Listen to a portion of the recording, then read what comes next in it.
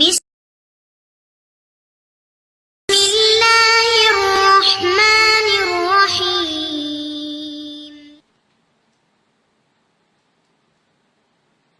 அஸ்ஸலாமு அலைக்கும் வரஹ்மத்துல்லாஹி வபரகாத்துஹு.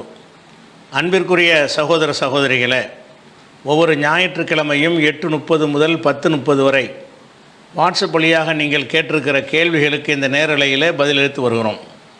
இன்றைய கேள்விக்கு செல்வதற்கு முன்னால் முக்கியமான ஒரு அறிவிப்பு செய்ய வேண்டியிருக்கிறது. நம்முடைய நிகழ்ச்சி முகநூல்லையும் ஃபேஸ்புக்லையும் யூடியூப்லையும் ஒளிபரப்பப்படுவதை நீங்கள் பார்த்து வருகிறீர்கள்.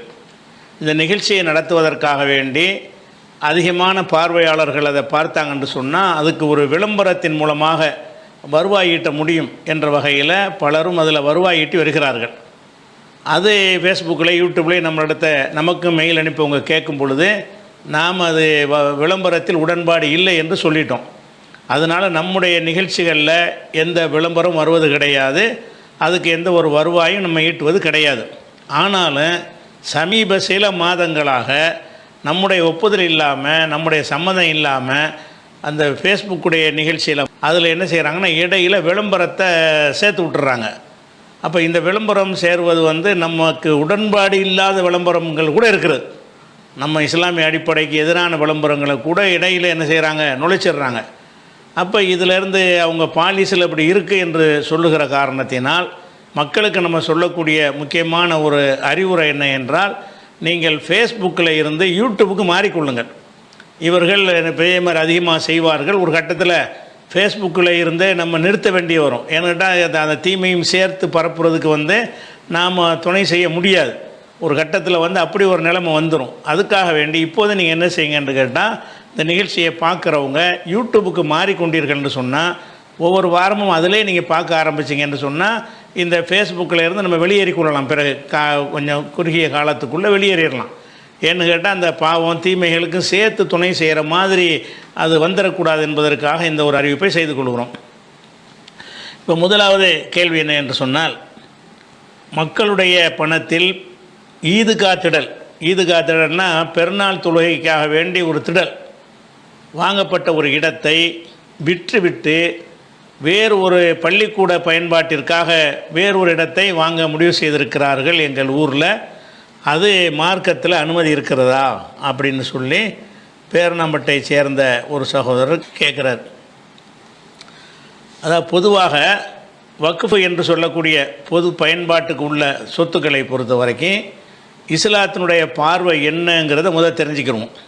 ஒரு பள்ளிவாசல் இருக்கிறது, அல்லது ஒரு மதரசாவுக்கு வாங்கப்பட்ட இடம், அல்லது ஒரு மதரசா இருக்கிறது, இதை விற்றுவிட்டு வேறு ஒரு இடத்தை வாங்கலாம் என்று முடிவு செய்தார்கள் என்று சொன்னால் அது மார்க்கப்படி கூடுமா, அதனுடைய நிலைப்பாடு என்னென்னு பொதுவாக இந்த ஊருக்குள்ள விஷயமாக இல்லாமல் பொதுவாக நம்ம என்ன செய்யணும்னா அதை அறிந்து கொள்ளணும்.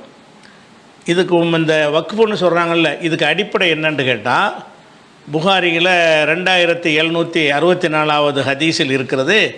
உமர் ரலியல்லாஹு அன்ஹு அவர்களுக்கு ஒரு பேரீச்சந்தோட்டம் இருந்தது. அந்த தோட்டத்தை என்ன செய்கிறாருன்னா அல்லாஹ்வுடைய பாதையில் தர்மம் செய்ய நினைக்கிறார். நபிகள் நாயகம் ஸல்லல்லாஹு அலைஹி வஸல்லம் சொல்கிறாரு, இன்னி இஸ்தஃபத்து மாலன் ஒஹு இந்தி நஃபீசுன், நான் ஒரு செல்வத்தை உடைமையாக்கி கொண்டேன், பெற்றுக்கொண்டிருக்கிறேன், அது ரொம்ப மதிப்பு மிக்கதாக இருக்கிறது. ஃபரத்து அன் அத்தசத்தக பிஹி, அதை நான் தர்மம் செய்ய நினைக்கிறேன், என் தோட்டத்தை நான் தர்மம் செய்ய நினைக்கிறேன் என்று ரசூலுல்லாஹ்ட்ட உமர் கேட்குறார். அப்போ காலன் நபி ஸல்லல்லாஹு அலைஹி வஸல்லம், அப்போ ரசூல் ஸல்லல்லாஹு அலைஹி வஸல்லம் சொன்னாங்க, தசத்தக் பி அஸலிஹி, அந்த தோட்டத்தினுடைய அடிப்படையான அந்த நில உரிமையை நீ சதகா செய்து விடு. எப்படி சதகா செய்ய வேண்டுமென்றால், லா யுபாவு, இந்த இடம் விற்கப்படக்கூடாது. ஒலா யூஹபு, யாருக்கும் இதை அன்பளிப்பாக கொடுக்கவும் கூடாது. ஒலா யூரசு, இதை யாரும் வாரிசாகக்கூடாது, உமருக்கு பிறகு உமருடைய மகன் எடுத்துக்கொள்ளக்கூடாது. இந்த கண்டிஷனோடு நீ தர்மம் செய்யுங்கிறாங்க. ஒரு தோட்டத்தை தர்மம் செய்கிறேன்னு சொல்கிறாரு. அப்போ ரசூலுல்லாஹ் என்ன வழிகாட்டுறாங்கன்னு கேட்டால், தோட்டத்தை தர்மம் செய்யி, அந்த தர்மம்ன்றா நான் விற்றாலும் கொஞ்சம் பிரித்து கொடுக்குறேன், அந்த மாதிரி தர்மமாக இருக்கக்கூடாது. அதனுடைய பயன்பாடுகள் பூராத்தையுமே நீ தர்மமாக்கிடு. அந்த இடம் அப்படியே தான் இருக்கணும். அந்த இடத்தை பொறுத்த வரைக்கும் லா யுபாவு, இந்த இடத்தை விற்கக்கூடாது. யார் நிர்வாகத்தில் இருந்தாலும் சரி. உலா யூஹபு, அது வேறு ஒரு ஆளுக்கு அன்பளிப்பாகவும் மாற்றிடக்கூடாது. உலா யூரசு வாரிசு முறைகளையும் கொடுத்துடக்கூடாது. உலாக்கின் யுன்ஃபக்கு சமர்ஹு அதில் வரக்கூடிய பலன்கள் வந்து மக்களுக்கு செலவிடணும். அப்படி கண்டிஷனோடு நீ தர்மம் செய்யுங்கிறாங்க ரசூல் ஸல்லல்லாஹு அலைஹி வஸல்லம். ஃபத்த சத்தக பிஹி உமர். அப்போ உமர் அதன்படி தர்மம் செஞ்சார். முதல்ல அந்த வக்ஃபுங்கிறோம்ல, அந்த வக்ஃபுங்கிற பேரை ரசூலுல்லாஹ் சொல்ல கிடையாது. இதைத்தான் வக்ஃபுன்னு ஆக்கியிருக்கிறாங்க. வக்ஃபுங்கிற வார்த்தை வந்து இதுக்கு இருக்கான்னு கேட்டால் கிடையாது. வக்ஃபுன்னா நிறுத்தி வைத்தல்னு அர்த்தம். அல்லாஹ்வுக்காக நிறுத்தி வைத்தல்னு அர்த்தமாயிரும். குர்ஆன் ஓதும்போது வக்ஃபு செய்கிறோங்கிறாங்கல்ல, வக்ஃபு என்றால் ஒரு விஷயத்தை நிப்பாட்டுறது. நிப்பாட்டுறதுனா என்ன நிப்பாட்டுறது? விற்கக்கூடாது என்று சொல்லி, அன்பளிப்பு செய்யக்கூடாது என்று சொல்லி, வாரிசு முறையில் எடுத்துக்கொள்ளக்கூடாதுன்னு சொல்லி நிறுத்தி வைப்பது. அப்போ வக்ஃபுடைய அர்த்தம் நிறுத்தி வைத்தல். ஆனால் வக்ஃபுங்கிற சொல் வந்து பிற்காலத்தில் இந்த மாதிரி சொத்துக்களை வக்ஃபுன்னு சொல்லக்கூடிய ஒரு பழக்கம் வந்திருக்கே தவிர, நபிகள் நாயகம் ஸல்லல்லாஹு அலைஹி வஸல்லம் அவர்கள் என்ன செய்கிறாங்கன்னா அது சதக்கான்னு தான் சொல்கிறாங்க. கண்டிஷனோட சதக்கா. சதக்கா என்பது கண்டிஷனோட ஒரு நிபந்தனையோட சதக்கா செய்தல் என்று ஒன்று, நிபந்தனை இல்லாமல் சதக்கா செய்தல் என்று ஒன்று. நிபந்தனையோடு செய்கிற சதக்காவை தான் வக்ஃபுங்கிற பேரில் பிற்காலத்தில் அழைத்து கொண்டார்கள். அதன்படி என்ன செய்கிறாருன்னா, அவர் அல்லாஹ்வுடைய பாதையில் நினைஞ்சிட்டாரு. அவர் அந்த வக்ஃபு செய்யும் போதே எதுக்கு செலவழிக்கணும்னு சேர்த்து உமர் எழுதுகிறார். இப்போ சதக்கத்துஹு தில்க ஃபீ சபீலில்லாஹ், இது அல்லாஹ்வுடைய பாதையிலையும், ஃபிர் ரிகாபி அடிமைகளை விடுதலை செய்வதற்காகவும், ஒரு மசாக்கீனி மிஸ்கீன்களுக்காகவும், ஒரு லைஃபி வெளியூர்லேருந்து வரக்கூடிய விருந்தாளிகளுக்காகவும், ஒப்னி சபீலி வழிப்போக்கர்களுக்காகவும், ஒரு இதில் குர்பா உறவினர்களுக்காக, உமருடைய உறவினர்களுக்காகவும் என்று என்ன செய்கிறாருன்னு கேட்டால் அதை சதக்கா செஞ்சிட்டார். என்னென்ன பர்பஸுக்கு தான் அதை பயன்படுத்தணும், ஆனால் விற்கக்கூடாது அப்படின்னு செஞ்சார். ஒலா ஜுனாக அலாமம் வலியகு, யார் அதை வந்து பொறுப்பை ஏற்று நடத்துகிறாரோ அவர் வந்து ஐயக்குல மின்ஹுபில் மாரூஃபி, அதிலேருந்து நல்ல முறையில் சாப்பிடுவது குற்றம் கிடையாது. சம்பளம் எடுத்துக்கிறங்க. என்னுடைய சொத்தை வந்து யார் எனக்கு பிறகு நிர்வகிக்க போகிறீங்களோ அவங்க வந்து நியாயமான முறையில் பெருந்தொகை அடிச்சிடக்கூடாது. அந்த அந்த வேலைக்கு எவ்வளோ ஊதியமோ அந்த அளவுக்கு நீங்கள் எடுத்துக்கிறங்க. அல்லது யூக்கள் சதீகஹு, அவருடைய நண்பருக்கு சாப்பிட்ற கொடுக்கட்டும், நிர்வாகம் பண்ணக்கூடியவர் அவருக்கும் ஒரு வேண்டிய உங்களுக்கு கொடுத்துக்கிறங்க அப்படிங்கிற ஒரு கண்டிஷனோட தர்மம் செஞ்சார்னு வருதில்ல. இதுதான் அந்த வக்ஃபுடைய அடிப்படை. அந்த கண்டிஷன் போட்டு இந்த வக்ஃபுன்னு வார்த்தையை சொன்னோன்னே உன்னை அடங்கிறானா. வக்ஃபு செஞ்சிட்டேன்னு சொன்னால் என்ன அர்த்தம்னு கேட்டால், இந்த ரசூலுல்லாஹ் சொன்ன அந்த கண்டிஷன் படி செய்யக்கூடியதை தான் என்ன செய்கிறாங்க, வக்ஃபு என்கிற பெயரால் அழைக்கிறாங்க. வக்ஃபுன்னு அழைக்காவிட்டாலும் கண்டிஷனோட தர்மம்னு அர்த்தம், நிபந்தனையோட தர்மம் செய்தல் என்ற அர்த்தம். இப்போ வந்து விற்கக்கூடாது வாங்கக்கூடாது அப்படிங்கிற அளவில் ஒரு நிபந்தனையோடு போட்டாங்கன்னு வைங்க, அந்த மாதிரி ஒரு இடங்களை வந்து விற்க வேண்டிய நிலைமை வரும். விற்கக்கூடாதுன்னு சொல்லிட்டாங்க, அது இயல்பாக அப்படி செய்யக்கூடாது. ஆனால் சில நேரங்களில் அந்த மாதிரி செய்யப்பட்ட சொத்துக்களை கூட விற்கிற மாதிரி வரும். ஒரு ஊருக்கு வெளியில் இருக்குன்னு வைங்க, அந்த இடம் அதை வந்து பலர் ஆக்கிரமிச்சுக்கிடுவாங்க, நம்மளால் அதை வந்து கண்காணிக்க முடியலை அப்படின்ற ஒரு நிலைமை வருது. அல்லது ஒரு இடத்த வாங்கி போட்டிருக்கணும், அதை வந்து அரசாங்கத்திலேருந்து ரோடு போடுவதற்காக எடுத்துருவாங்கன்னு நமக்கு தெரிய வருது, நம்ம அதுக்கு முன்னாடியே விற்றுருவோம் அப்படின்ற மாதிரி விற்க வேண்டிய நிலைமை ஏற்படும். அல்லது ஒரு பயன்பாட்டுக்காக வேண்டி தந்திருக்கிற இடம் வந்து அந்த இடத்தை விட இந்த இடத்த வாங்கினா அதிக லாபம் வரும், நமக்கு அதிக வருவாய் வரும், அதிக வாடகை வரும் அப்படிங்கிற ஒரு லாபத்துக்காக வேண்டி மாற்றுறதுன்னு வரும். இந்த மாதிரியான நோக்கங்கள் வரும்போது மாற்றலாமா என்பது அந்த டாபிக். பொதுவாக செய்யக்கூடாது, பொதுவாக மாற்றம் செய்யக்கூடாது. ஆனால் சில எந்த ஒரு நிபந்தனை போட்டாலும் சரி, அந்த நிபந்தனைக்கு என்ன அர்த்தம்னு கேட்டால் சில நேரங்களில் மாறலாம்.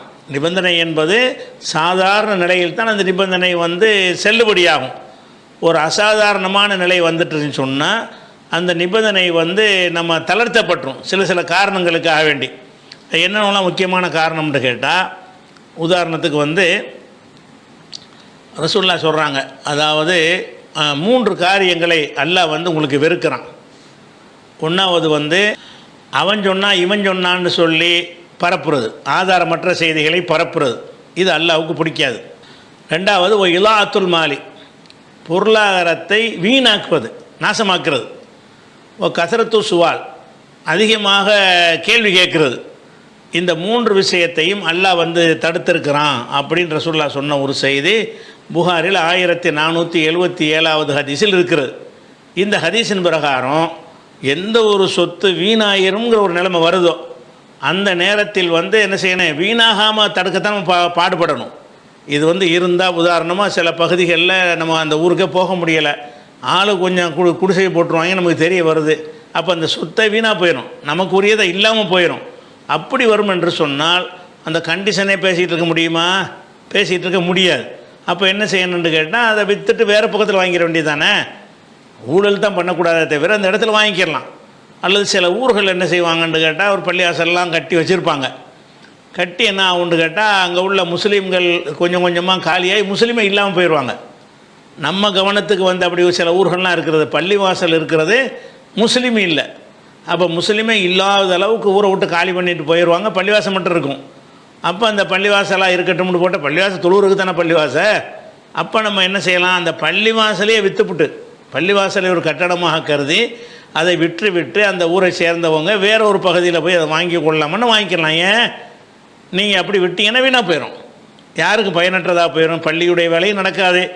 அதில் நாய்கள்லாம் போய் தங்கிக்கிறேன், மாடுகள்லாம் போய் படுத்துக்கிறேன், சீட்டாடுவாங்க, குடிச்சிட்டு இருப்பாங்க, அந்த மாதிரி எல்லாம் பயன்படும்னு வந்துருச்சுன்னு சொன்னால் பொருளாதார நாசமாகுதில் பொருள் இலாத்துல் மால், பொருள் விரயமாகிறது, வீணாகிறது, அந்த ஒரு நோக்கத்திற்கு விற்கலாமான்னு கேட்டால் விற்கலாம். கண்டிஷன் இருந்தால் கூட அதை விற்கலாம். இந்த ஹதீஸ் புகாரில் 2408, 5975, 6473, 7292, 1477 இந்த ஹதீஸுகளெல்லாம் இருக்கிறது. இது ஒரு விஷயம். அதுபோக ஒரு பொது பர்பஸுக்காக வாங்கப்பட்ட ஒரு சொத்து இருக்குன்னு வைங்க, அந்த சொத்தை நம்ம பொது பர்பஸுக்குன்னு வாங்கிட்டோம். ஆனால் வாங்கின பிறகு தெரிகிறது இதை விட அது சிறந்ததாக இருக்கும். வாங்கினதுக்கு பிறகு நமக்கு தெரிய வருகிறது இந்த இடத்தில் வாங்கிறதை விட அந்த இடத்துல வாங்கினா அது சிறப்பாக இருக்கும். ஒரு பள்ளிவாசலுக்கே நம்ம இடத்த வாங்கி விட்டோன்னு வைங்க, அப்புறம் யோசித்து பார்க்குறோம் இந்த இடத்துக்கு பள்ளிவாசலுக்கு மக்கள் வரவே மாட்டாங்க, இங்கனுக்குள்ளே பள்ளிவாசல் காட்டினா வீணாக தான் போயிடும். அப்போ நம்ம இந்த இடத்த விற்றுப்புட்டு மக்கள் வரக்கூடிய இடத்துல வாங்கினா என்ன அப்படின்னு நினைத்து வாங்கினாமான்னு கேட்டால் அதுவும் செய்யலாம் மார்க்கத்தில். அதாவது அதை விட சிறந்ததை நோக்கி போகணும். எந்த ஒரு இடமா இருந்தாலும் சரி அதுக்கு மேலானதை நோக்கி போகிறதுங்கிறது இஸ்லாத்திற்கு அடிப்படை தான். அதாவது பொருள் வீணாயிருங்கிற நேரத்திலையும் இந்த கண்டிஷனும் பார்க்க தேவையில்லை. அல்லது பொருள் வீணாக போகாது, ஆனால் இந்த இடத்துல வாங்கினது யாரும் வரமாட்டாங்க, தெரியாமல் வாங்கிவிட்டோம். அந்த இடத்துல வாங்கினா மக்கள் வருவாங்க, விற்றுவிட்டு அங்கே வாங்கிக்கிறங்க. அந்த நோக்கம் சிறந்ததாக இருக்கணும். வாங்குவது என்னவாக இருக்கணும், ஏற்கனவே இருந்ததை விட சிறந்தது என்கிற வகையில் மாற்றலாமாண்டா மாற்றலாம். அதுக்கு என்ன ஆதாரம்னு கேட்டால் புகாரில் 6621 ஹதீஸில் இருக்கிறது. ரசூலுல்லாஹ் சொல்கிறாங்கல்ல, அஹலிஃபு அலா யமீனின், நான் ஒரு சத்தியம் செய்தேனேயானால் ஃபராய்த்து கைரஹா ஹைரம் மின்ஹா, வேறு காரியத்தை அதை விட சிறந்ததாக நான் கருதினால் இல்லை அத்தைத்துள்ளது ஓ ஹைருன், எது சிறந்ததாக நான் கருதுகிறேனோ அதை செஞ்சிருவேன். சத்தியத்துக்கு நான் பரிகாரம் செஞ்சிருவேன். சத்தியத்தை முறிச்சிட்டு சத்தியம் செஞ்சு அல்லாஹ் மேலே சத்தியமாக இதை நான் தருவேன்னு சொல்லிட்டோம்.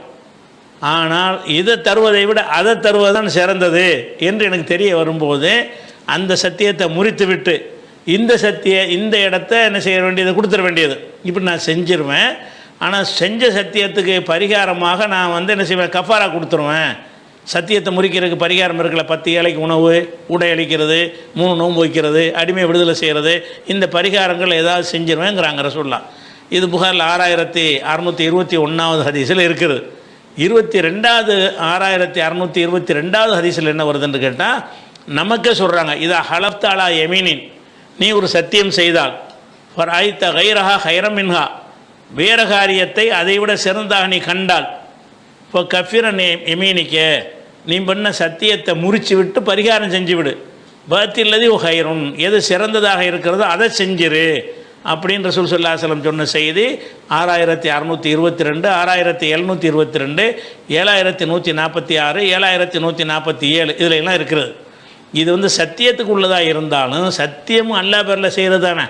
அல்லாஹ் வேறால் நான் இதை செய்வேன்னு சொல்லிவிட்டு அதை முறிக்க சொல்கிறாங்க.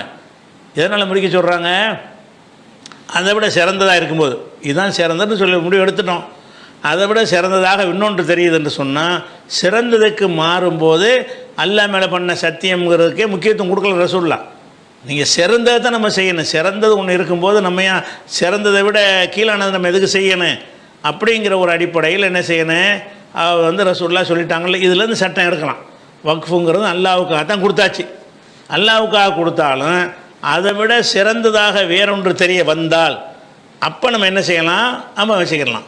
ஒன்று அந்த சொத்து வீணாக போயிடும், பாழாக போயிடும் இருக்குது. அந்த நேரத்திலையும் அந்த சொத்தை வக்ஃபு சொத்துன்னு பார்க்க தேவையில்லை, அதை வித்துடலாம். இப்போ நம்ம வக்ஃபு போர்டு கண்ட்ரோலில் இருக்கும்போது என்ன செய்யணும்னா பர்மிஷன் வாங்கி அதுக்குரிய முறைப்படி பர்மிஷன் தருவாங்க, விற்கலாம். இந்த வக்ஃபு போர்டுங்கிற கண்டிஷனில் இருக்கும் என்று சொன்னார். அப்படி இல்லாத கிராமங்கள் அந்த பள்ளிவாசல் பேரில் சொத்துக்கள் இருக்கும் என்று சொன்னால் அதை கூட அவங்க விற்கலாம். எப்படி விற்கலாம், அதை விட மேலானதாக இருக்கணும், அல்லது அந்த சொத்துக்கு இழப்பு ஏற்படணும், பாதிப்பு ஏற்படணும் அப்படின்னு இருக்கும் என்று சொன்னால் அப்போ அதை செஞ்சிடலான்னு ரெண்டாவது விஷயமாச்சு. மூணாவது விஷயம் என்னன்னு கேட்டால், நிர்பந்திக்கப்படுறோம்.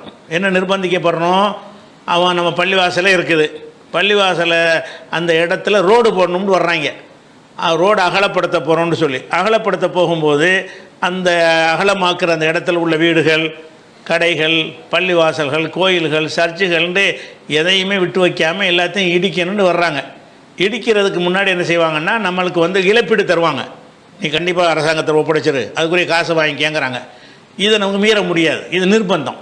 ஒரு கவர்மெண்ட்லேருந்து அரசாங்கத்திலேருந்து ஒரு முடிவு எடுக்கும் பொழுது அவங்க ஒரு கட்டளை இட்டாங்கன்னா என்ன செய்யணும், அதை மீற முடியாது. நீங்கள் என்ன தான் போராட்டம் பண்ணாலும் இறுதி முடிவு அவங்க தான் ஜெயிப்பாங்க. அந்த மாதிரி இருக்கிற ஒரு நேரத்தில் என்ன செய்யலான்னு கேட்டால், விற்றுட்டு போங்க பேசாமல், அதுக்குரிய காசை தாங்க, அந்த இழப்பீடுக்குரிய ரூபாயை தாங்க, நாங்கள் வேறு இடத்துல வாங்கிக்கிறோம். அது பள்ளிவாசலாக இருந்தாலும் சரி தான், அது பள்ளிவாசலாக இருந்தாலும் சரி, பள்ளிவாசலுக்கு சொந்தமான இடமா இருந்தாலும் சரி, நிர்பந்தத்துக்குன்ற மார்க்கத்தில் என்ன இருக்குது, எந்த முடிவையும் நம்ம மாற்றிக்கலான்னு இருக்குது. இது நிர்பந்தத்துக்கு மாறலாங்கிறது, இந்த 4 உணவுகள் எல்லாம் ஹராமாக்குவான்ல, நிர்பந்தத்திற்கு ஆளானால் அதை வந்து இந்த ஹராமானதை கூட நீங்கள் சாப்பிட்டுக்கலான்ட்டு அந்த வசனம் 645, 619, 5:3, 2:173, 16:115 இந்த வசனங்கள்ல எல்லாம் நிர்பந்தமான நிலையில் வந்து சில தடுக்கப்பட்டவைகளையும் செய்யலாம் என்று அல்லாஹ் அனுமதிக்கிறான். இன்னும் சொல்லப்போனால் நிர்பந்தமான நிலையில் ஒரு குஃப்ரான இறை மறுப்பான சொல்ல சொன்னால் கூட குற்றம் கிடையாது. 16:106 டேய் சொல்கிறா ஓம் ஜெய் ஸ்ரீராம் சொல்லி கொன்றுவேங்கிறான். கொன்றுவான்னு தெரியுது, நம்மளை உயிரை காப்பாற்றுறக்கா என்ன செய்யலாம், அந்த வார்த்தையை கூட சொல்லிக்கிறலாம், இல்லை குற்றம் பிடிக்க மாட்டான்னு இருக்கிறது. அப்போ நிர்பந்தம் என்கிற 3 காரணம் தான் மொத்தம். அதாவது நீங்கள் வக்ஃபாக இருந்தாலும் சரி, ஒரு குறிப்பிட்ட ஒரு வாக்குறுதி கொடுக்கப்பட்ட சொத்தாக இருந்தாலும் சரி, அல்ல பள்ளிவாசலுக்கு வக்ஃபுங்கிற பேரில் இல்லாமல் எழுதி கொடுக்கப்பட்ட சொத்தாக இருந்தாலும் சரி, அந்த சொத்து பாழாகிவிடும் என்று சொன்னால் அதை வித்துடலாம். பாழாகாத இடத்துல கொண்டாந்து வச்சுக்கிற வேண்டியது தானே. அல்லது அந்த அந்த சொத்துக்கள் வந்து கட்டாயப்படுத்தி தர்றியா இல்லையா அப்படிங்கிற அளவில் ஒரு நிலைமையாக இருந்துச்சின்னு சொன்னாலும் அதை விற்றுப்படலாம். அல்லது அதை விட மேலானதாக இருக்கும் என்றால், அதை விட மேலானதாக இருக்கும் என்றால் இருக்கிறத விற்றுப்பிட்டு மேலானதை நோக்கி நம்ம என்ன செஞ்சிடலாம், வந்துடலாம். இது வந்து ஈதுகாவுக்கு தான் சட்டம், பள்ளிவாசலுக்கு இதுதான் சட்டம், எல்லாத்துக்குமே தான் சட்டம். எந்த அளவுக்குன்னு சொன்னால் ஒரு தகவலுக்கு தான் இது ஆதாரத்துக்கு கிடையாது. இப்னு தைமியா என்ன செய்கிறாருன்னு கேட்டால், அதாவது கூஃபாவில் ஒரு மஸ்ஜித் இருக்குது, பள்ளிவாசல் இருக்குது.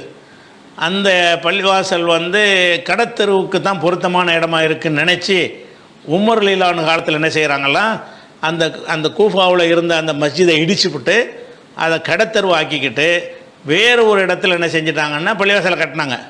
இது ரொம்ப மக்கள் வர கஞ்சஸ்டாக இருக்கிறது, இது பள்ளிவாசலுக்கு ஏற்றதா இல்லை, அதனால் இதை இடித்து கடத்தெருவு ஆக்கி விட்ருவோம், அதுக்கு பதிலாக இந்த இடத்துல கட்டுறோன்னு சொல்லி உமர் அவர்களுடைய ஆட்சியில் கூஃபா நகரத்தில் ஒரு பள்ளிவாசலையே கடத்தெருவு ஆக்கிவிட்டு வேறொரு இடத்துல போய் என்ன செய்கிறாங்க, பள்ளிவாசலை கட்டினாங்க அப்படிங்கிற ஒரு செய்தியை வந்து இப்னு தைமியா அவருடைய ஃபத்தாவாவில் சொல்கிறாரு. இதுக்கு எந்த ஆதாரத்தில் சொல்கிறான்னு தெரியல, இதை தேடி பார்த்தா நமக்கு நேரடியாக கிடைக்கல. ஆனால் இப்னு தைமியா அவருடைய நூலில் எழுதியிருக்காரு, ஏதோ சில வரலாற்று நூல்களை பார்த்தா எழுதியிருப்பார்.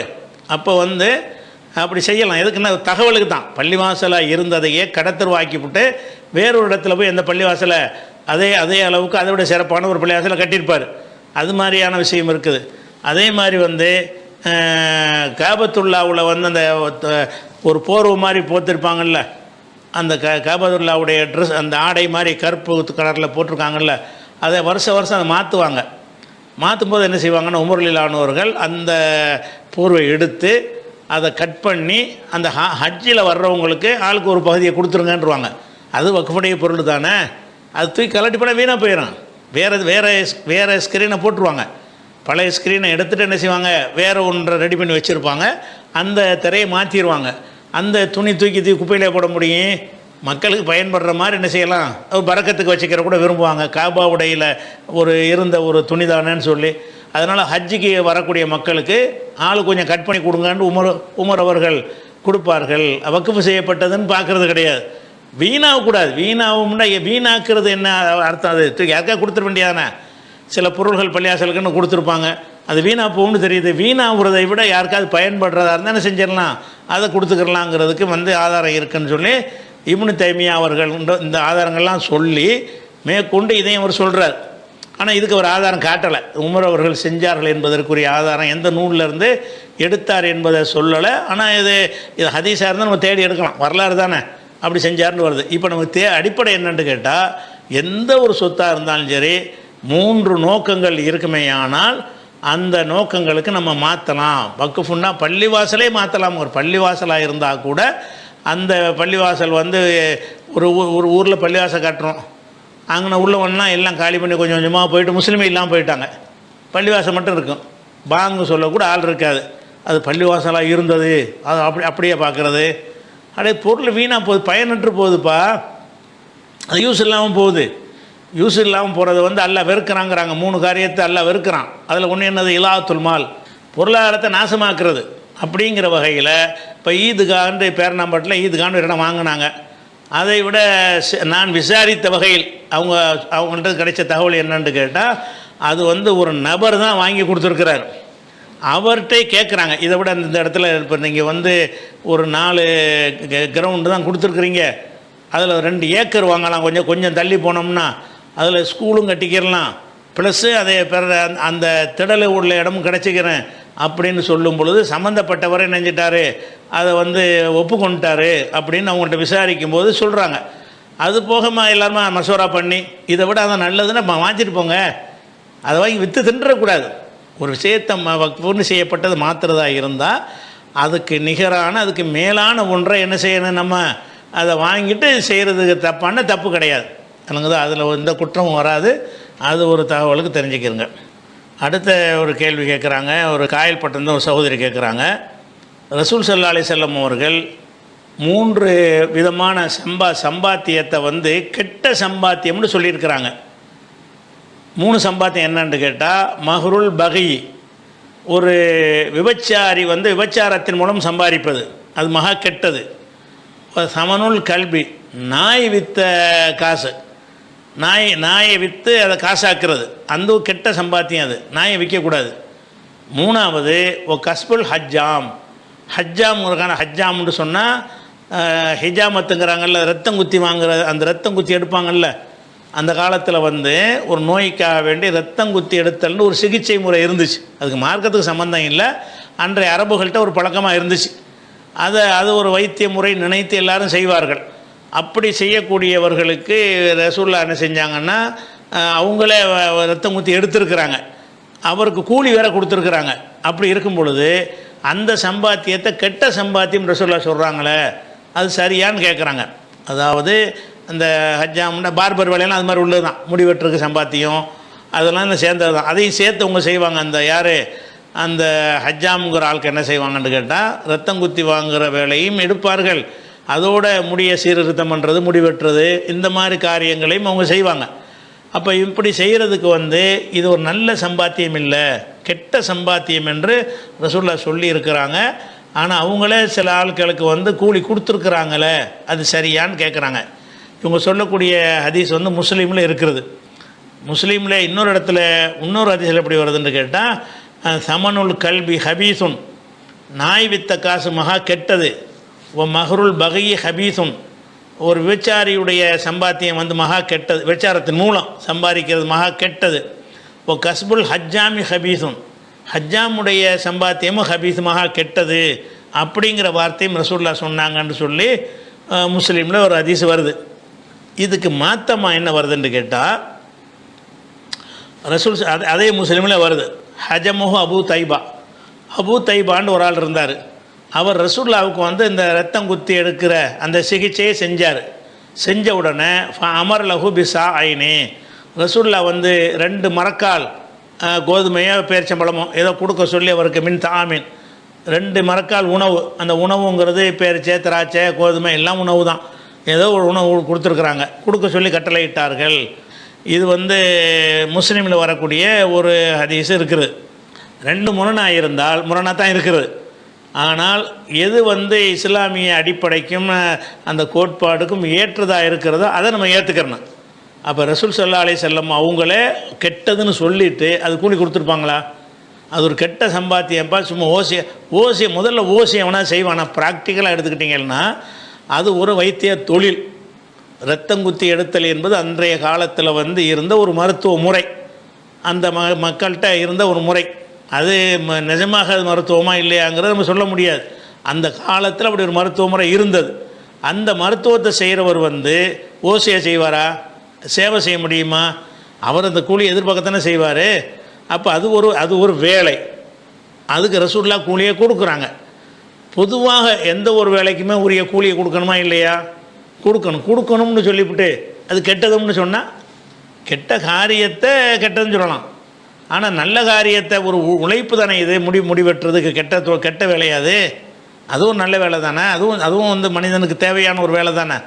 அப்போ இந்த மாதிரியான விஷயத்தை ரசூல் ஸல்லல்லாஹு அலைஹி வஸல்லம் அவர்கள் அவங்களே கூலி கொடுத்தும் இருக்கிறாங்க, அது கெட்ட சம்பாத்தியம்னு சொல்லியிருக்கிறாங்க என்று வந்தால் எதை நம்ம எடுத்துக்கொள்ளணும்? முரணாக தான் வருது, மாற்று கருத்து கிடையாது.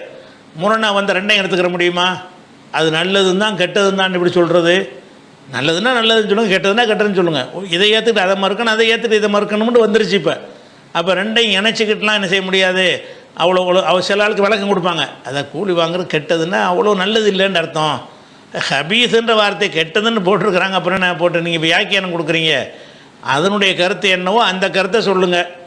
இந்த கருத்தை மறுக்கிறீங்க, இந்த கருத்தை சொன்னால் அந்த கருத்தை மறுக்கிறீங்க. ரெண்டு தானே வரும். அப்போ ரசூல் ஸல்லல்லாஹு அலைஹி வஸல்லம் அவர்கள் அந்த அபூ தைபா என்பவருக்கு அந்த ஹிஜாமத்துக்கு கூலி கொடுத்தார்கள். அந்த வேலையை செஞ்சதுக்காக வேண்டி இந்த உனக்குரிய கூலியை வாங்கிக்கங்கிறாங்க. அந்த அடிப்படையில் பார்க்கும் பொழுது ரசூலுல்லாஹ் செஞ்சதுனாலையும் இதுதான் ஏற்புடையதாக இருக்குது. ஒன்று, பொதுவாக இந்த மாதிரி வேலையெல்லாம் கெட்டதுன்னு சொன்னால் எவன் செய்வான்? அப்புறமேலு எல்லா வேலைகளும் எல்லோரும் செஞ்சாத்தானங்க அந்த உலகம் சீராக அமையும்.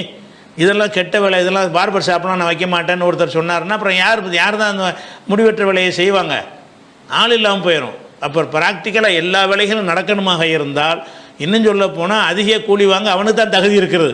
அடித்தட்டில் கிடக்கிறான் அவனுக்கு இந்த மாதிரி பிழைச்சி சம்பாதிப்பதற்கு அந்த மாதிரி ஆளுக்களை தான் நம்ம ஊக்குவிக்கிற அளவு கொடுக்கணும். அந்த வேலைக்கு யாரும் போக மாட்டான். அப்படிப்பட்ட ஒன்றில் கூலி வாங்குறது ஹராமு, கெட்டது அப்படின்ற சொன்னார்கள்னா அது சொல்லியிருக்க மாட்டாங்க. ஏதோ புரிதலில் தவறு நடந்திருக்குது, ரசூலுல்லாஹ் கூலி கொடுத்துருக்குறாங்க அப்படிங்கிறத பார்க்குறோம். அதே மாதிரி முஸ்லீமில் இப்னு அப்பாஸ் அறிவிக்கிறாங்க. என்ன செய்கிறாங்கன்னு கேட்டால், ரசூலுல்லாஹ் அந்த கூலி கொடுத்தாங்கல்ல அந்த அபூ தைபா என்பவருக்கு, அதை பற்றி சொல்லும்போது சொல்கிறாங்க, உளவுக்கான சுஹுத்தன், இது ஒரு கெட்டதாக இருக்குமே ஆனால்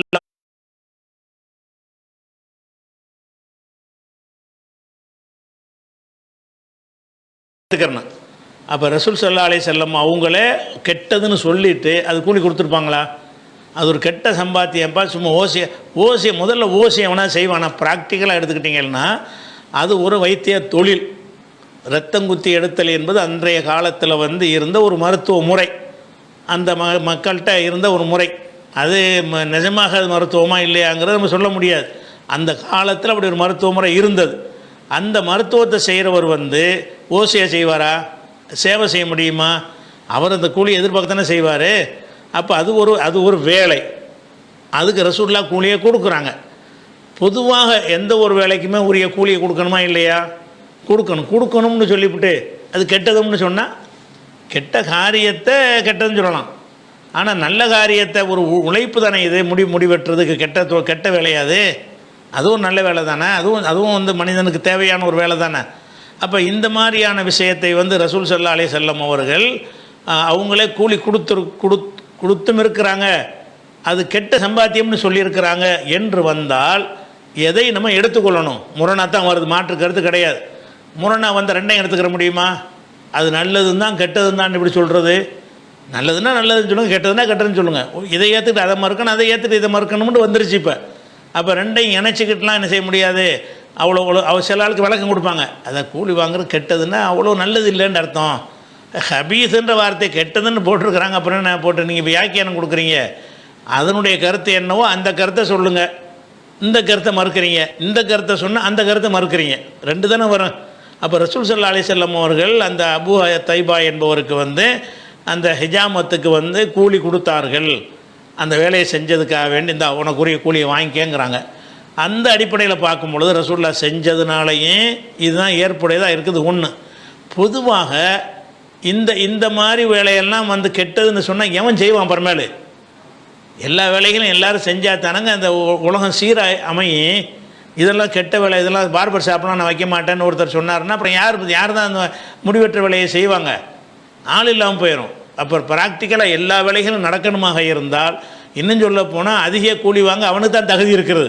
அடித்தட்டில் கிடக்கிறான் அவனுக்கு இந்த மாதிரி பிழைச்சி சம்பாதிப்பதற்கு அந்த மாதிரி ஆளுக்களை தான் நம்ம ஊக்குவிக்கிற அளவு கொடுக்கணும். அந்த வேலைக்கு யாரும் போக மாட்டான். அப்படிப்பட்ட ஒன்றில் கூலி வாங்குறது ஹராமு, கெட்டது அப்படின்ற சொன்னார்கள்னா அது சொல்லியிருக்க மாட்டாங்க. ஏதோ புரிதலில் தவறு நேர்ந்திருக்குது, ரசூலுல்லாஹ் கூலி கொடுத்துருக்குறாங்க அப்படிங்கிறத பார்க்குறோம். அதே மாதிரி முஸ்லீமில் இப்னு அப்பாஸ் அறிவிக்கிறாங்க. என்ன செய்கிறாங்கன்னு கேட்டால், ரசூலுல்லாஹ் அந்த கூலி கொடுத்தாங்கல்ல அந்த அபூ தைபா என்பவருக்கு, அதை பற்றி சொல்லும்போது சொல்கிறாங்க, உளவுக்கான சுஹுத்தன், இது ஒரு கெட்டதாக இருக்குமே ஆனால் லம் யூத்தின் நபி ஸல்லல்லாஹு அலைஹி வஸல்லம், நபி ஒரு கூலி கொடுத்துருக்க மாட்டாங்கல்ல அப்படிங்கிறதையும் சேர்த்து சொல்கிறாரு. இதுவும் முஸ்லீமில் வருது. அதே மாதிரி புகாரியில் வரும்போது அதை இப்னு அப்பாஸ் சொல்கிறாங்க. புகாரில் 2103வது ஹதீஸில் வருகிறது, உளவுக்கான ஹராமன், இது ஒரு ஹராமான வருவாயாக இருந்தால் லம் யூத்திஹி, அவருக்கு ரசூலுல்லாஹ் கொடுத்துருக்க மாட்டாங்களே, கொடுத்துருக்காங்களே கூலி கொடுக்குறது ஹராமாக இருந்தால் ரசூலுல்லாஹ் கொடுத்தே இருக்க மாட்டார்களே அப்படின்னு சொல்கிறாரு இப்னு அப்பாஸ். அதே வேறு வாசகத்தை கொண்டு புகாரில் 2279வது ஹதீஸில் வருகிறது, உளவு அலிம கராஹியத்தன், இது ஒரு வெறுக்கத்தக்கது என்று ரசூலுல்லாஹ் தெரிந்திருந்தார்கள் என்று சொன்னால் லம் யூத்திஹி, அவர் கொடுத்துருக்க மாட்டார்களே. அதனால் அது கெட்ட சம்பாத்தியம்னு வரக்கூடிய செய்திகளை இப்னு அப்பாஸ் மறுக்கிறார். எதை வச்சு மறுக்கிறாரு? ரசூலுல்லாஹ் கொடுத்துருக்கிறத வச்சு மறுக்கிறார். ஒரு கெட்டதை ரசூலுல்லாஹ், அவன் சம்பாத்தியம் ஹராம்னா கொடுக்குறதும் ஹராம் தானே வரும். கெட்ட சம்பாத்தியம்னு சொன்னால் சம்பாத்தியம் 2 சைடு தானே, ஒருத்தன் கொடுப்பான் ஒருத்தன் வாங்குவான். வாங்குவது கெட்டதுன்னா கொடுக்குறதும் கெட்டது தானே. லஞ்சம் வாங்குறது கெட்டதுன்னா லஞ்சம் கொடுக்குறதும் கெட்டது தான். அப்போ அந்த மாதிரி வந்துருமே. இப்போ ரசூலுல்லாஹ் கொடுத்துருக்குறாங்களே அது ஹராமும் அல்ல மக்ரூஹும் அல்ல அப்படின்னு சொல்லி இப்போ நம்ம சொல்கிறார். அப்போ இதெல்லாம் சிந்தித்து பார்க்கும் பொழுது அந்த கஸ்புல் ஹஜ்ஜாமுடைய சம்பாத்தியம் கெட்டதுன்னு வரக்கூடியது அது ஒரு பொய்யான செய்தி தான், கண்டிப்பாக பொய்யான செய்தி. ஏன்னு கேட்டால் அதுக்கு மீனிங்கே இல்லாமல் போகுது. என்னென்னு கேட்டால், ஒரு அடித்தட்டில் உள்ள ஒருத்தனுடைய உழைப்புக்கு கூலி கொடுக்காமல் இருக்கிற மாதிரி வருது. அவன் அதை வச்சு வேறு எதாவது சம்பாதிப்பான். அவன் ஹஜ்ஜாம் அவ்வளோ தான் தெரியும், அதை வச்சு அவன் வாழ்வாதாரம் ஓடணும். அந்த சம்பாத்தியம் கெட்டதுன்னு சொன்னால் அவன் பொண்டாட்டி பிள்ளைங்க இப்படி சாப்பிடப்ப ஓசியாக செய்வானா? உலகத்தில் அவனா செய்ய முடியுமா? ப்ராக்டிக்கலுக்கு சரி வராது. அந்த கருத்து நடைமுறைக்கு சரி வராது. எந்த வேலை செஞ்சவனை அதற்குரிய கூலி இல்லாமல் செய்ய முடியவே முடியாது. கூலி வாங்கினா தான் அவன் குடும்பத்தை நடத்த முடியும். அப்படி ஒரு விஷயத்தில் இருக்கும் பொழுது அனுமதிக்கப்பட்ட ஒரு தொழிலாகவும் இருக்குது. இல்லாட்டி ஹஜாமத்தை செய்யாதுன்னு தடுத்தாங்களா? இல்லாட்டி ஹஜாமத் செஞ்ச குற்றவாளியாக கெட்ட காரியத்தில் ஒருத்தன் கூலி வாங்குறது கெட்டதாக இருக்குமே, அதனால் அந்த காரியமும் கெட்டது தானே. அப்போ இனிமேல் யாரும் முடிவெற்ற வேலையை செய்யக்கூடாது, இனிமேல் யாரும் இந்த ரத்தம் குத்தி வாங்குற வேலையை செய்யக்கூடாதுன்னு தடுத்துருக்கலாம். ரசூலுல்லாஹ் தடுக்கலையே, அது அனுமதிக்கப்பட்ட ஒரு செயலாக இருக்கல. அனுமதிக்கப்பட்ட அல்லாஹ் ஒரு செயலை அனுமதிச்சையும் போட்டு அதை சம்பாதிக்கிறது ஹராம்னு சொல்லுவானா? ஒரு காரியத்தை அனுமதியும் கொடுத்துட்டு இதை இது காசு வாங்காத அப்படின்னு நல்லா எப்படி சொல்லுவான்? அப்போ இது அனுமதிக்கப்பட்ட ஒரு காரியமாக இருக்க போய் தான் ரசூலுல்லாஹ் செஞ்சு என்ன செஞ்சுருக்காங்க, கூலியும் கொடுத்துருக்குறாங்க. அதான் நடைமுறைக்கும் சரியாக வரும். இல்லைன்னு சொன்னால் அந்த மாதிரி வேலை செய்கிறவங்கலாம் பசியில் செத்துருவாங்க. கூலியே கிடையாது, ஓசியாக செய்யினா ஒன்று அந்த வேலையை விட்டுருவான், இல்லாட்டி வறுமையில் செத்துருவான். அப்படி ஒரு தத்துவத்தை ரசூலுல்லாஹ் சொல்லவே மாட்டாங்க. ஏதோ ஒரு புரிதலில் ஒருத்தர் தவறான முறையில் நினைஞ்சிருக்கிறாரு, அதை அறிவித்திருக்கிறாரு என்று தான் நம்ம என்ன செய்யணும், எடுத்துக்கிறணும். அடுத்து நம்ம ஏற்கனவே ஒரு கேள்விக்கு பதில் சொல்லும் பொழுது ஒரு ஹதீஸை நம்ம ஆதாரமாக குறிப்பிட்டிருந்தோம். அது என்ன கேள்வின்னு கேட்டால், ஒரு மனைவிக்கு குழந்தை பெறவில்லை என்ற காரணத்திற்காக அவளை விவாகரத்து செய்யலாமான்னு ஒரு கேள்வி கேட்டிருந்தாங்க. அப்படி செய்ய முடியாது, பிள்ளை இல்லைங்கிறதுக்கான விவாகரத்து பண்ணுற ஒரு அநீதி தானது அப்படிங்கிற மாதிரி சொல்லும் பொழுது, அதாவது தலாக்கு அனுமதிக்கப்பட்டதாக இருந்தாலும் சில நேரத்தில் அது அநீதியாகவும் இருக்கும். அதாவது அந்த உரிமை அவனுக்கு உரிமையாக இருந்தால் கூட தக்க காரணம் இல்லாமல் இருந்துச்சுன்னு சொன்னால் அது ஒரு அநியாயமாக போயிடும் அப்படிங்கிற ஒரு கருத்தை சொல்லும் பொழுது அப்போ ஒரு ஹதீஸை நான் சொல்லியிருந்தேன். அதை யாவப்படுத்தி கேட்குறாங்க. அந்த பதிலில் சொல்லி இருந்தீங்க, அது என்ன சம்பவம்னு கேட்டால், அபு அய்யூப் என்பவர் தனது மனைவி விவாகரத்து செய்து விட்டார். அப்போ ரசூலுல்லாஹ் இதை கேள்விப்பட்டு என்ன சொன்னாங்கன்னா, இன்ன தலாக்க உம்மி அய்யூப கான ஹூபன். அந்த அபு அய்யூப் என்பவர் அவருடைய மனைவியாகிய உம்மு அய்யூப் என்பவரை விவாகரத்து பண்ணியது கான ஹூபன், அது பாவமாக இருக்கிறது, அவர் விவாகரத்து பண்ணியிருக்கக்கூடாது. அப்போ ஆய்வு செஞ்சு பார்க்குறாங்க ரசூலுல்லாஹ், தக்க ரீசன் இல்லாமல் விவாகரத்து பண்ணியிருக்கிறார். செல்லுங்கிற விஷயம் வேறு, விவாகரத்துங்கிறது செஞ்சிட்டா செல்லுங்கிற விஷயம் வேறு. ஆனால் அது அநியாயம் பண்ணிட்டார் அவர் என்று ரசூலுல்லாஹ் சொல்லியிருக்கிறாங்க. அதனால் தலாக்குங்கிறது தக்க காரணம் இல்லாட்டாலும் உலக சட்டத்தில் அது தலாக்கு செல்லுமா இருந்தாலும் அது அநியாயம் ரசூலுல்லாஹ் சொல்லியிருக்கிறாங்க என்று இந்த ஒரு ஹதீஸை, தபுரானியில் வரக்கூடிய இந்த ஒரு ஹதீஸை நான் சொல்லியிருந்தேன். இந்த ஹதீஸில் என்ன செய்கிறாங்கன்னு கேட்டால், இது பலவீனமான ஹதீஸ் என்று சொல்கிறார்களே. சில அறிஞர்கள்லாம் சொல்லியிருக்கிறாங்க. ஏன்னு கேட்டால், இது அறிவிக்கக்கூடிய ஆளில் யஹ்யா பின் அப்துல் ஹமீத் என்பவர் இருக்கிறாரு, இவர் ஒரு பலவீனமான ஒரு ஆள் அப்படின்னு சொல்லியிருக்கிறாங்க. அப்போ இது என்னென்னு கேட்குறாங்க. இது யஹ்யா பின் அப்துல் ஹமீத், யஹ்யா பின் அப்துல் ஹமீத் அல் ஹுமானி என்று சொல்லப்படக்கூடியவர், அதனுடைய அறிவிப்பாளரில் வர்றது நிஜம்தான். இவர் பலவீனமானவர் என்று சில அறிஞர்கள் சொல்லியிருக்கிறது நிஜம்தான். ஆனாலும் பலவீனமானவர் என்று சொல்கிறதை விட பலவீனமானவர் இல்லைன்னு சொன்னவங்களும் நிறைய இருக்கிறார்கள்.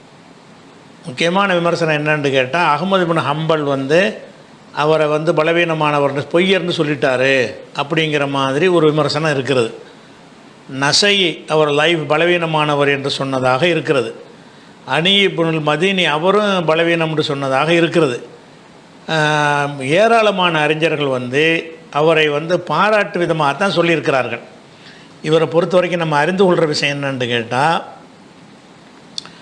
இவர் யஹ்யா பின் அப்துல் ஹமீது என்கிறவர் சாதாரண அறிவிப்பாளர் கிடையாது.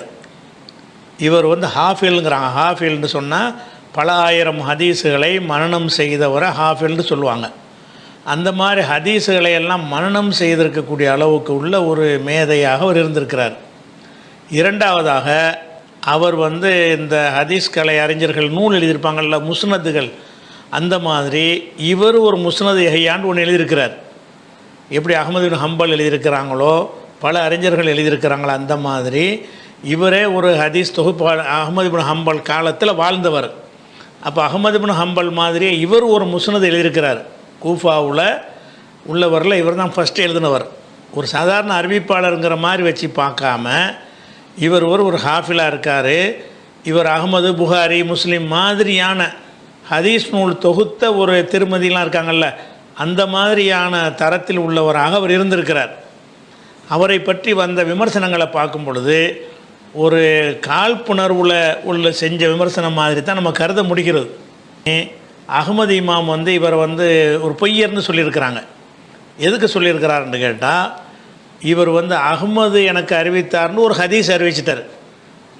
அதை அஹ்மது இமாம்கிட்ட கேட்குறாங்க, நீங்கள் தான் இந்த ஹதீஸ் அறிவித்ததா சொல்கிறாங்களே, இவர் யஹ்யா சொல்கிறாருன்னு கேட்கும்போது அவருக்கு அதுதான் பொய்யர், நான் அவருக்கு அறிவிக்கலை அப்படின்னு அவர் சொன்னதாக ஒரு விஷயம் இருக்கிறது. இது அஹ்மதுடைய கருத்தை நம்ம ஏற்றுக்கிற முடியாது. ஏன் ஏற்றுக்கிற முடியாதுன்னு கேட்டால், அஹ்மது இப்னு ஹம்பல் அவர்கள் வாழுகிற காலத்தில் தான் இது அறிவிக்கிறார். ஒரு ஆள் பேரில் பொய் சொல்கிறதா இருந்தால் அவர் மூத்தா போன பிறகு தான் அப்படி சொல்லுவாங்க. அவர் ஊரில் அவரோட வாழ்ந்துக்கிட்டு இருக்கும்போது அஹ்மது சொன்னார்னு சொன்னால் நாளைக்கு போய் அஹ்மதுகிட்ட கேட்க மாட்டாங்களா? அவர் மறுத்துட மாட்டாரா? அப்படிப்பட்ட ஒரு விஷயத்தில் பொய் சொல்ல வாய்ப்பு இல்லை. அஹ்மது மறந்துருக்கலாம். அஹ்மது மறந்துருக்கலாங்கிறது மனிதனுக்கு ஏற்படக்கூடிய ஒரு குறைபாடு. ஒருத்தர் பொய் சொல்வார் என்பது ஒரு பழி, குற்றச்சாட்டு. அப்போ இவர் அஹ்மது அவர் பொய்யர்னு சொன்னார்னு சொன்னால் அவர் சொன்னது அவரே மறந்துருக்கலாம். ஏன்னு கேட்டால், இதே அஹ்மது அவர்கள் சொன்னதாக முரண்பட்ட கருத்து வேறு வருது. லைசபி அபி ஹசான் பாசுன், அபு ஹசான்னா இவருடைய பட்ட பேர். யஹ்யாவுக்கு எந்த ஒரு குறையுமே கிடையாது அப்படிங்கிறாரு. மேலும் கான சதூகன், அவர் உண்மையாளராக இருந்தார்னு அஹ்மது சொல்கிறார். பொய்யர்னு சொன்னதாக வருது, உண்மையாளர்னு சொன்னதாகவும் இருக்கிறது. அதே மாதிரி மத்தியன்கிறவர் சொல்கிறாரு, நான் அஹ்மது நான் கேட்டேன், நீங்கள் அவரை பற்றி உங்களுக்கு தெரியுமா, யஹ்யா பற்றி தெரியுமாண்டு. அவர் சொன்னார் லா ஆரிஃபி, எனக்கு தெரியாது, அவரை பற்றி தெரியாதுங்கிறார். ஒரு ஆளை பற்றி எனக்கு தெரியாதுன்னு சொன்ன ஒரு ஆள் வந்து பொய்யன்னு சொல்லுவாரா? தெரியாதுன்ட்டார். அப்போ இவர் மத்தின்னு கேட்குறாரு, கான சிக்கத்தன், அவர் ரொம்ப நம்பிக்கையான ஆளத்தானே இருந்தார் அப்படின்னு இவர் கேட்குறார். அப்போ அப்போ அஹ்மது பின் ஹம்பல் சொல்கிறாங்க, அன்தும் ஆரஃபி மஷாயிக்கும், உங்களுடைய ஷேகுமார்கள், உங்களுடைய ஆசான்களை பற்றி உங்களுக்கு தான் நல்லா தெரியும். உங்கள் ஊரில் இருக்கார், அவர் நம்பகமானவருங்கிறீங்க, நீங்கள் சொன்னால் கரெக்டு தான் அப்படிங்கிறார். அப்போ அவர் அந்த நம்பகமானவர் என்று அந்த மக்கள் சொல்வதை வந்து, அந்த மக்கள் சொன்னால் ஓகே அப்படிங்கிறத வந்து என்ன செய்கிறாரு, அவர் சொல்லியிருக்கிறார். அதனால் அகமது வந்து என்ன செய்கிறாருன்னு கேட்டால் மாத்தமாகவும் சொல்லியிருக்கிறார். யாக்கூப் இப்னு சுஃபியான் என்பவர் சொல்கிறாரு, அகமது பின் ஹம்பல் வந்து இவர் விஷயமாக கெட்ட அபிப்பிராயம் கொண்டிருந்தார். ஏன்னு கேட்டால் அகமது வந்து அவருடைய மதுஹபில் ரொம்ப பிடிவாதமாக இருக்கக்கூடிய ஆள். அப்போ மற்ற மதுஹபை ஏற்றுக்கிற மாட்டார். இவர் வந்து அகமதுடைய கருத்துக்கு மாற்றமாக இருந்ததுனால அவர் மேலே ஒரு கெட்ட அபிப்பிராயம் வச்சுருந்தார் அப்படிங்கிறதையும் அந்த காலத்து அறிஞர்களுக்கு மத்தியில் அப்படி ஒன்று இருந்திருக்கிறது. ஜவுசஜானிங்கிறவர் சொல்கிறாரு, அவர் சரியில்லாத ஆள், ஏற்றுக்கிற கூடாதுங்கிறார். தாரமிங்கிறது ஒருத்தர் ஒரு குற்றச்சாட்டு சொன்னதாக ஒன்று வருகிறது தகதீபில். அதாவது தாரமி இருக்கார்ல, தாரமி நூல், தாரமி, அஹ்மது இமாமு, இந்த யஹ்யா எல்லாம் ஒரு காலத்தில் வாழ்கிறாங்க. அப்போ தாரமி என்ன செய்கிறாருன்னு கேட்டால், யஹ்யாவை சந்தித்து சில ஹதீஸுகளை தாரமி வந்து அவர்கிட்ட சொல்கிறார். யார்கிட்ட? யஹ்யாவிட்ட சொல்கிறார். சொன்ன உடனே அந்த யஹ்யா என்ன செய்கிறாருன்னா, அது புது செய்தியாக கேட்குறாரு. அப்படியா, அப்படி ஒரு ஹதீஸ் இருக்கா, அந்த மாதிரி புது செய்தியாக கேட்குறாரு. கேட்டவுடனே அதுக்கப்புறம் நாங்கள் ஷாமுக்கு சிரியாவுக்கு போயிட்டோம். அதுக்கப்புறம் நான் அந்த ஹதீஸுகளை எல்லாம் என்னுடைய கித்தாப்பில் நான் எழுதி வச்சு அது சீல் போட்டு வச்சுருந்தேன், முத்திரையிட்டு வச்சுருந்தேன். அப்புறம் நான் திரும்பி வந்து பார்க்கும் பொழுது அந்த சீல் உடைக்கப்பட்டிருக்கிறது. சீலை உடைச்சி யாரை பார்த்துருக்குறாங்கங்கிறார். நான் ஒரு கித்தாபை எழுதி முத்திரை வச்சுட்டேன், அது பிறகு திறக்கப்பட்டிருக்கிறது. பிறகு பார்த்தோம்னு சொன்னால் அந்த ஹதீஸுகள் எல்லாமே இவர் யஹ்யா எழுதின கித்தாபில் வந்திருக்குது, இவர் தான் களவான் இருப்பார் அப்படின்னு தாரமி ஒரு குற்றச்சாட்டு சுமத்துறார். அப்போ தாரமி என்பவரும் யஹ்யாவும் சமமான அந்தஸ்தில் உள்ள ஹதீஸ்களை அறிஞர்கள். இவர் கித்தாபில் சீல் வச்சுருந்தாரோ அந்த சீலை உடைச்சி பார்த்துட்டு போய் நினைஞ்சிட்டாரு, அவர் வந்து அவர் இதில் பதிவு பண்ணிட்டாருங்கிறாரு. சீல் ஒருத்தர் உங்கள் இடத்துல உள்ள வீட்டுக்குள்ளே நுழைஞ்சி அதை உடைச்சி எடுத்துக்கிட்டு போய் செஞ்சாருங்கிறதெல்லாம் வந்து அது அவர் பேரில் கூட குறைய யாரோ சொன்னதாக தான் இருக்கணும். தாரமி சொல்லியிருப்பாருன்னு அது நம்புகிற மாதிரி இல்லை. தாரமி என்ன சொல்கிறாருன்னு கேட்டால், நான் சில ஹதீஸ்களை எல்லாம் அது எழுதி சீல் வச்சுருந்தேன், அந்த சீலை உடைச்சிருந்துச்சு, வந்து பிறகு வந்து பார்த்தேன் யார் வந்து வீட்டுக்குள்ளே வந்து உடைச்சான்னு தெரியல. இவர் இருக்கிறது ஷாமு, அவர் இருக்கிறது கூஃபாவில் வந்து ஷாமுக்கு வந்துட்டு நெஞ்சாரான், வீட்டுக்குள்ளே வந்து பார்த்தாரா உடைச்சிருந்துச்சான். பிறகு பார்த்தா யஹ்யா ஒரு கித்தாப் எழுதினாரா, அந்த கித்தாப்பில் இவர் கித்தாப்பில் இருந்த ஹதீஸ் பூரா அதில் இருந்துச்சான். ஹதீஸ்கள்லாம் அப்படி தான் இருக்குது. புகாரில் உள்ளதெல்லாம் முஸ்லீமில் இருக்குது, முஸ்லீமில் உள்ளதெல்லாம் திருமதியில் இருக்க தான் செய்யும். அது ஒரு ஆள் மட்டுமா அறிவிப்பாங்க. ஒரு ஹதீஸ்னால் ஒரு ஆளுக்கு தவிர வேறு ஆளுக்கு தெரியாதா? அப்படி இவர் ஒரு சந்தேகப்பட்டிருக்கிறார். அதனால் இவர் ஹதீஸ் திருடர் அப்படின்னு சில பேர் விமர்சனம் பண்ணியிருக்கிறாங்க.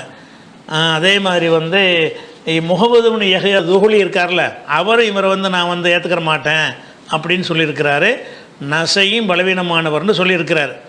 அதே மாதிரி வந்து இப்னு மைன் என்ன செய்கிறாங்கன்னா, சதூக்குன் மஷஹூருன் பில் கூஃபாவில் வந்து அவர் பிரபல்யமான ஒரு உண்மையான ஒரு ஆள் அப்படின்னு சொல்லி அவர் மாதிரி ஒரு ஆள் கிடையாது அப்படிங்கிறார். பில் கூஃபத்தி ரஜுலுன் யஹ்பலு மாஹு ஓ ஹாவுலா யஹ்சூதுனஹு, இவர் கூஃபாவில் ரொம்ப யாவு சக்தி உள்ள ஹாஃபிலான ஒரு மனிதர், ஆனால் இவங்க வந்து அவரை போய் குறை சொல்கிறாங்களே அப்படின்னு சொல்லி இப்னு மொயின் வந்து அதுக்கு மறுப்பு கொடுக்குறார்.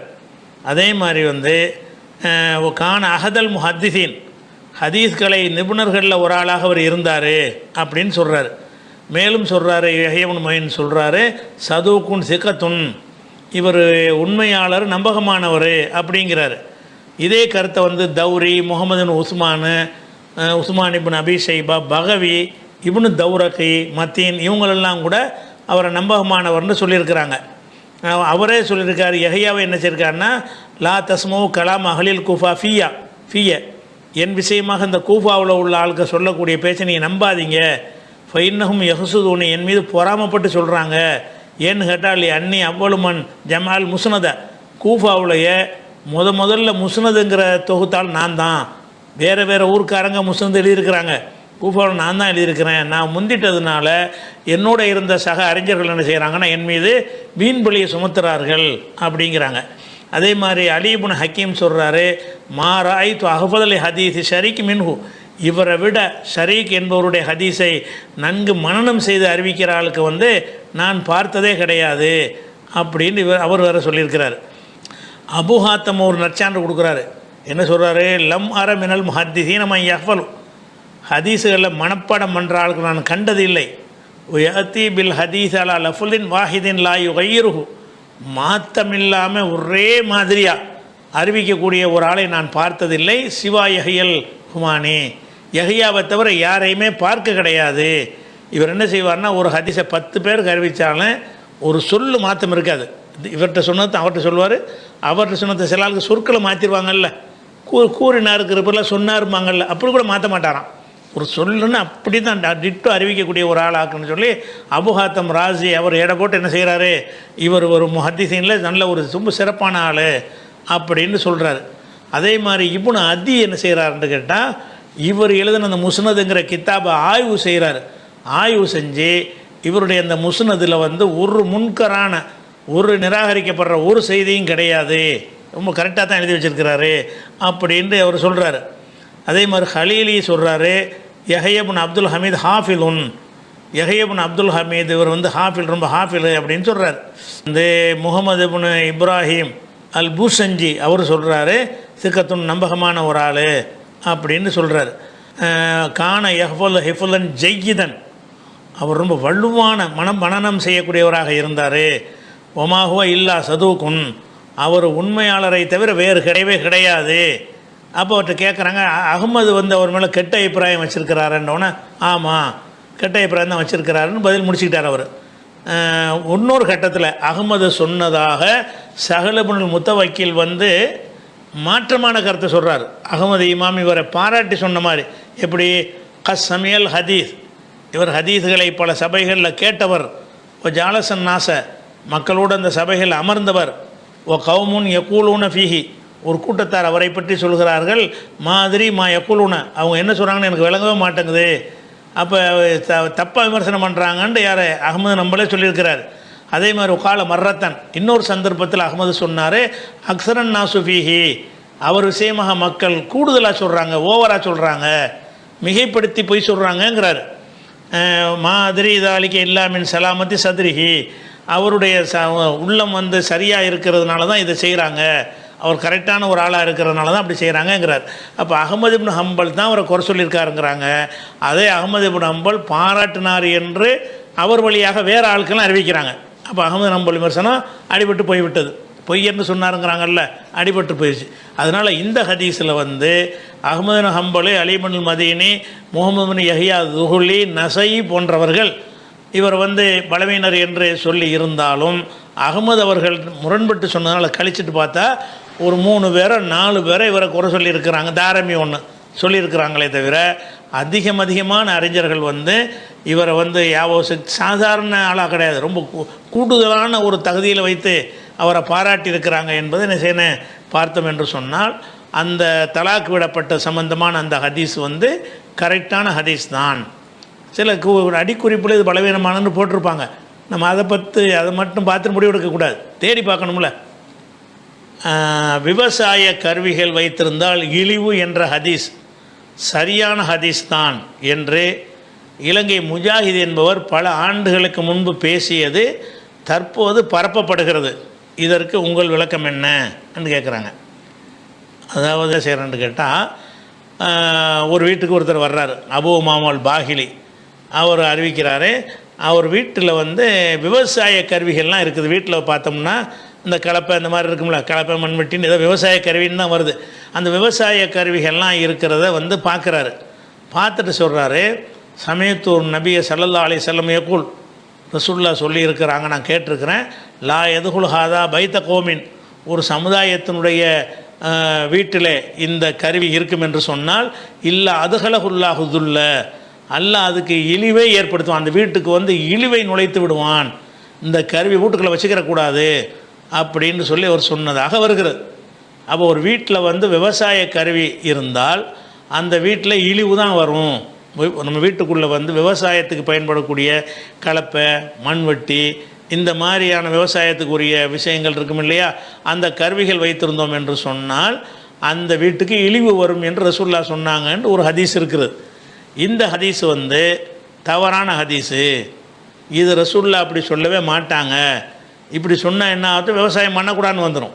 விவசாய கறி வச்ச வீட்டில் இழிவுன்னு சொன்னால் அப்போ விவசாயத்தை இஸ்லாமிய நாடுகள்லாம் என்ன செய்யணும், விவசாயத்தை விட்டுறணும். கேவலமான விளையாண்டா சரி இழிவு வந்துட போகுதுடா அப்படின்னு இருந்தார்களே ஆனால் எல்லாம் பசியில் பஞ்சத்து செத்து போக வேண்டி வந்துடும். ஆனால் விவசாயத்தை புகழ்ந்து பாராட்டி பல சான்றுகள் மார்க்கத்தில் இருக்கிறது. அதனால் விவசாயத்தையே ஒன்றுமில்லாமல் ஆக்கக்கூடியதாக இந்த ஹதீஸ் இருக்கிறதுனால இது வந்து ஒரு தவறான ஹதீஸ் என்பதை நம்ம ஆர்டிக்கலாக எழுதியிருக்கிறோம். ஏர்களப்பை வைத்திருப்பது இழிவான ஒரு செயலா என்ற தலைப்பில் ஆர்டிக்கலும் போட்டிருக்கிறோம், வீடியோவிலையும் போட்டிருக்கிறோம். இதுக்கு மறுப்பாக முஜாஹித் என்பவர் இப்போ பேசுனதில்லை, பல வருடங்களுக்கு முந்தி அவர் ஒரு பேசியிருக்கார், நம்ம பார்க்கல. இப்போ தான் இப்போ தான் நம்ம கவனத்துக்கு கொண்டு வர்றாங்க. அப்போவே அவர் மறுப்பு சொல்லியிருக்கிறார். இந்த விஷயத்துக்கு மறுப்பு சொல்கிறார், இழிவு ஏற்படுத்தணும். அது என்ன மறுப்பு சொல்கிறார், அவர் என்ன மறுப்பு சொல்கிறாருன்னு கேட்டால் அந்த வீடியோ கேளுங்க. உதாரணமாக எப்படி தெரியுமா, ஒருத்தன் காஃபிராகுவதற்கு இறைவன் நாடினான், ஆனால் அவன் காஃபிராகுவதை இறைவன் விரும்பவில்லை. நல்ல முறையில் புரிஞ்சுக்கிறோம். ஒருத்தன் காஃபிராகுவதை இறைவன் நாடினான், ஆனால் காஃபிராகுவதை இறைவன் விரும்பவில்லை. ஒருத்தன் தொழுவதை அல்லாஹு தாலா என்ன செய்யறான், விரும்புகிறான், ஆனால் அவனுக்கு தொழுவதை இறைவன் நாடவில்லை. தொழுவதை ஒருத்தன் விரும்புகிறான், ஆனால் அல்லாஹ் என்ன செய்யலை, அவனுக்கு அதை நாடவில்லை. இந்த ரெண்டு பகுதியை நம்ம கதிரென்று புரிஞ்சுக்கொள்ளணும் என்று சொல்லி நம்ம அடிப்படையை படிச்சுக்கிறது நம்ம கதிரோடு சம்பந்தப்பட்ட விஷயம். இப்போ அல்லாஹு தாலா இவனுக்கு இழிவை நுழைவிப்பான் என்ற வார்த்தையை வந்து இந்த உலகத்தில் இது பெரிய குற்றம் என்றதுக்காக வேண்டி வந்ததா, அல்லது உலகியல் ரீதியாக இதுதான் நிலை, விவசாயம் என்றவனுக்கு உலகியல் ரீதியாக இதுதான் நிலை, இறைவனுடைய ஏற்பாடு இதுதான் என்கின்ற அடிப்படையில் வந்ததா அப்படின்னு கேட்டீங்கன்னு சொன்னால், விவசாயிகளுடைய வரலாறு நான் உங்களுக்கு சொன்னேன். விளங்கிட்டா? இப்போ இந்த துல்லு கேவலம் இருக்கிற இழிவை அடுத்த பகுதி மார்க்க ரீதியான இழிவா உலக ரீதியான இழிவா, இதையும் பார்த்துக்கிறோம். துல்லு ரெண்டு வகையில் இருக்குது. ரசூல் ஸல்லல்லாஹு அலைஹி வஸல்லம் அவர்கள் மக்கா டு மதீனாக்கு விரட்டப்பட்டாங்க. உலக ரீதியாக அது இழிவா இழிவு இல்லையா? இழிவு. ஆனா அல்லாஹ்ட்டது கௌரவம், கண்ணியம். உஹது யுத்தத்தில் ரசூலுல்லாஹ் தோல்த்தது இழிவு, சரியா? ஆனா அல்லாஹ்ட்டது என்ன, கண்ணியம். நம்ம சொல்றோம், யா அல்லாஹ் நாடியவர்களை தாழ்த்துகிறாய், நாடியவர்களை உயர்த்துகிறாய். ஒத்தனை ஆட்சியிலிருந்து இறக்கினான்னு சொன்னா அவன் இழிவடைகிறான். ஆனா அல்லாஹ்வுடைய பார்வையில் அவன் இழிவடைஞ்சவன் அர்த்தம் அல்ல. ஒத்தனு கொண்டு இல்லாம போகுதுன்னா அவன் இழிவடைகிறான். அல்லாஹ்வுடைய பார்வையில் அது தண்டனைக்குரிய அர்த்தம் அல்ல. இது எதை சொல்லப்படுது, வழங்கணுமா இல்லையா? இந்த ரெண்டு விஷயம் அல்லாஹு தாலா தண்டனையாக இதை சொல்றானா, விவசாயிகளுக்குரிய விதியா அல்லாஹ் இதை என்ன செய்யறான் சொல்றானா? உண்டு. இரண்டாவது, இழிவென்றது உலக ரீதியான இழிவு அல்லாஹு தாலா சொல்றானா, மறுமை ரீதியான இழிவை சொல்றானா? இதை அழகா விளங்கலாம். விவசாயிகள் காலாகாலம் அவங்களுக்கு கிடைச்ச பரிசு இழிவு தான். நம்ம சமுதாயத்தில் பார்க்கிறோம், அப்படியா இல்லையா? இப்ப இங்க உள்ள எத்தனை பேர் ஏண்ட மகன் நல்ல ஒரு விவசாயி வரணும், யார் சொல்ல ரெடி? நானும் சொல்ல ரெடி இல்லை, நீங்களும் சொல்ல. மரம் வீட்டில் நாட்டுறது ஓகே தான், வயல் வாங்கி என்ன மகன் இறங்குறத நம்ம வந்து என்ன செய்ய மாட்டோம், விரும்ப மாட்டோம். ஏன் விரும்பல? அதுல உள்ள அந்த நிலையை நம்ம என்ன செய்யறோம், பார்க்கிறோம். அப்ப ரசூலுல்லாஹி ஸல்லல்லாஹு அலைஹி வஸல்லம் என்ன சொல்றாங்க என்றதை நம்ம புரிஞ்சு கொள்றதுக்கு அழகான வழி என்னண்டா, இதுல இது எவன்ட வீட்டுக்குள்ள நுழைந்தாலும் அவன் நிலை இப்படித்தான். அப்ப ரசூலுல்லாஹ் இதை பாராட்ட சொன்னாங்களா, கண்டிக்க சொன்னாங்களா? நான் சொல்றேன், அந்த ஹதீஸுடைய பார்த்தா உங்களுக்கு புரிஞ்சுக்கலாம். இவ்வளவு விவசாய சப்ஜெக்ட்லயே பார்த்தா புரிஞ்சுக்கலாம். ரசூலுல்லாஹ் கண்டிக்க என்ன செய்யறாங்க, சொல்றாங்க. எந்த வீட்டுக்குள்ள இது நுழைஞ்சாலும் அந்த வீட்டுக்குள்ள ஒரு இழிவை தான் கூட போய் என்ன செய்யுது, சேர்க்குது. ஆனா இது என்னத்தை சேர்க்கணும், கண்ணியத்தை என்ன செய்யணும், அந்த வீட்டுக்குள்ள சேர்க்கணும் இது. ஆனால் அல்லாஹ் தஆலா அந்த விதியை என்ன செஞ்சிட்டான், இந்த உலகத்துல வைத்து விட்டான் என்பதைத்தான் ரசூல் ஸல்லல்லாஹு அலைஹி வஸல்லம் இங்க சொல்ல வராங்க. இதே மற்ற ஹதீஸ்கள் மற்ற விவசாயத்தோடு சம்பந்தப்பட்ட எல்லா விஷயங்களையும் பார்த்தா இயல்பா என்ன செய்யலாம், புரிஞ்சுக்கலாம். நான் ஏற்கனவே சொன்ன, உங்களுக்கு ஒரு நாட்டை பிடிச்சா முதலாவது கேவலப்படுத்துறது யாரு, விவசாயிகள். அவனைத்தான் அடிமையாக்கி அவனை இழிவாக்கி, அப்போ ஒரு நாடு பிடிச்ச உடனே முதலாவது இழிவடைகின்றவர்கள் விவசாயிகள். அல்லாஹ் தஆலா மறுமை நாள் வரைக்கும் இதைத்தான் விதியா என்ன செஞ்சுக்கிறான், வைத்திருக்கிறான் என்று ரசூல் ஸல்லல்லாஹு அலைஹி வஸல்லம் சொல்றாங்க. ஆனா அந்த இழிவுக்கு மேலால் அவங்களுக்கு என்ன இருக்குது, மிகப்பெரிய நன்மைகள் அவங்களுக்கு உண்டு. ஏன், அவர்கள் செய்கின்ற விவசாயத்தின் மூலம் உலகமே சாப்பிடுது. அப்போ இதில் ரெண்டு விதமான மறுப்பு சொல்கிறார். ஒரு மறுப்பு என்னன்னு கேட்டால், அதில் இழிவு வருதுன்றோம்ல, இழிவுன்னா இழிவு தானுங்க, உலகத்தில் உள்ள இழிவுங்க. உலகத்தில் இழிவுங்கிறது விவசாயம் பண்ணுறவனை வந்து ஒரு பெருமையாக சொல்கிற மாதிரி இருக்கிறானா, அன்றைக்கி நீங்கள் பார்க்குறீங்களா அப்படிங்கிறார். முக்கியமாக என்ன செய்கிறாரு, எத்தனையோ ஒரு கலெக்டராக இருக்கான், இன்ஜினியராக இருந்தான்னா அவர் பெருமைக்குரியதாக நீங்கள் பேசிக்கிறீங்க. என் பிள்ளை விவசாயம் இருக்கிறான்னு ஏதாவது பேசுவீங்களா? அது இழிவாக தானே இருக்குது. உலகத்தில் வந்து ஒரு இழிவுக்குரியதாக எல்லாம் ஏற்பாடு வச்சுருக்காங்கிறது நடைமுறையை சொன்னாங்க. அதை கேவலப்படுத்திருக்கிற ரசூலுல்லாஹ் சொல்லலை. அந்த விவசாயத்தில் இறங்குனா அவனுக்கு மரியாதை இல்லாமல் போயிடும், இழிவு ஏற்பட்டு போயிருங்கிறத கண்கூடாக பார்க்குறோம் என்று ஒரு பதிலை சொல்கிறார். அப்போ ரசூலுல்லாஹ் சொன்னபடி தான் இருக்குது உலகத்தில் அப்படிங்கிறார். அப்போ இவருக்கு அந்த உலகத்திலே விஷயமும் தெரியலை. விவசாயத்தில் உள்ளவன் தான் அந்த காலத்தில் எல்லாம் விவசாயிக்குத்தான் வந்து நிலச்சுவாந்தார்மாங்கள்ல நிலச்சுவாந்தார்கள் அவர்களுக்குத்தான் வெள்ளைக்காரங்காலத்துல எல்லாம் வாக்குரிமையே கொடுத்துருந்தாங்க. ஓட்டு போடுறதா இருந்தால் அவன் விவசாய நிலம் வச்சுருக்கனே, அவன் தான் சமூகத்தில் வந்து 1909ஆம் ஆண்டில் வந்து இந்திய கவுன்சில் சட்டம்னு ஒன்று கொண்டு வந்தாங்க. அதில் என்ன செய்கிறாங்கன்னு கேட்டால், நில உடைமையாளர்கள் மற்றும் உயர் வரி செலுத்தும் வர்க்கத்தினருக்கு தனி தொகுதிகள், அந்த நில உடைமையாளர் இருந்தாங்கன்னா அவங்க போட்டியிட்டு சட்டசபைக்கு வரலாங்கிற அளவுக்கு அவங்களுக்கு ஒரு தொகுதியை கொடுத்து வச்சுருந்தாங்க. மரியாதைக்குரியதாக இருந்துச்சு. அதே மாதிரி வந்து நில உடைமையாளர்கள் 1919ஆம் ஆண்டு ஒரு சட்டம் போடுறாங்க. வெள்ளைக்காரங்காலத்தில் யார் நில உடைமையாளராக இருக்கிறாங்களோ அவங்களுக்கு மட்டுமே ஓட்டு போடுற உரிமை இருக்குது. இவர் கேவலம்ங்கிறார் விவசாயம்ங்கிறது. விவசாயம்னா இந்த அத்தை பசிக்கு உள்ள விவசாயம் இருக்குல்ல, சும்மா ஒரு அரை ஏக்கர் 1 ஏக்கர் வச்சுட்டு செய்வாங்கல்ல, அது சின்னதாக இருக்கிறனால ஒரு மரியாதை இல்லை. அதையே வந்து ஒரு 1000 ஏக்கரில் பண்ணால் மரியாதை தானே. அவர் மரியாதை என்ன பார்க்குறாருன்னு கேட்டால், சும்மா அரை ஏக்கர் 1 ஏக்கர் வச்சுருப்பான்ல அவனுக்கு மரியாதை இருக்குதா? பெட்டிக்கடை வச்சுக்கணும் மரியாதை இருக்குது. அது மாதிரி தான் அது. பெட்டிக்கடை வச்சுக்கிறவனுக்கு மரியாதை இல்லைங்கிறனால சூப்பர் மார்க்கெட்டில் உள்ளவனுக்கு மரியாதை இல்லைன்னு சொல்லுவீங்களா? விவசாயம்ங்கிறது தான் ஒருவனுடைய அந்தஸ்தை தீர்மானிக்கக்கூடியதாகவே வெள்ளையர் காலத்து இலங்கையிலும் இருந்திருக்குது.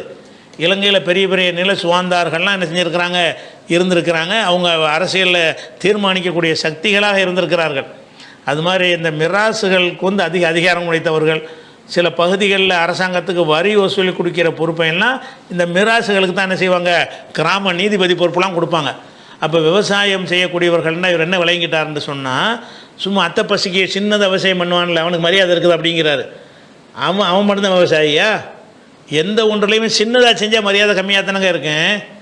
எந்த ஒரு தொழிலையுமே ஒரு டீ கடை வச்சுருக்கிறான், ரோட்டில் கடையை போட்டு டீ மட்டும் விற்றுக்கிட்டு இருக்கிறான், அவனுக்கு மரியாதை இருக்காது. அதே மாதிரி பெரிய ஹோட்டலில் டீ போட்டு விற்கிறான், அவனுக்கு மரியாதை இருக்கும்ல. அது பெரிய லெவலில் இருந்தால் பொதுவாக மரியாதையாக இருக்கும் எந்த தொழிலுமே. சின்ன அளவில் இருந்துச்சுன்னு சொன்னால் இதில் என்ன சம்பாதிக்க போகிறான், அது மரியாதை இருக்காது. இவர் சொல்லக்கூடியது விவசாயத்துக்கே இழிவுலாம் கிடையாது.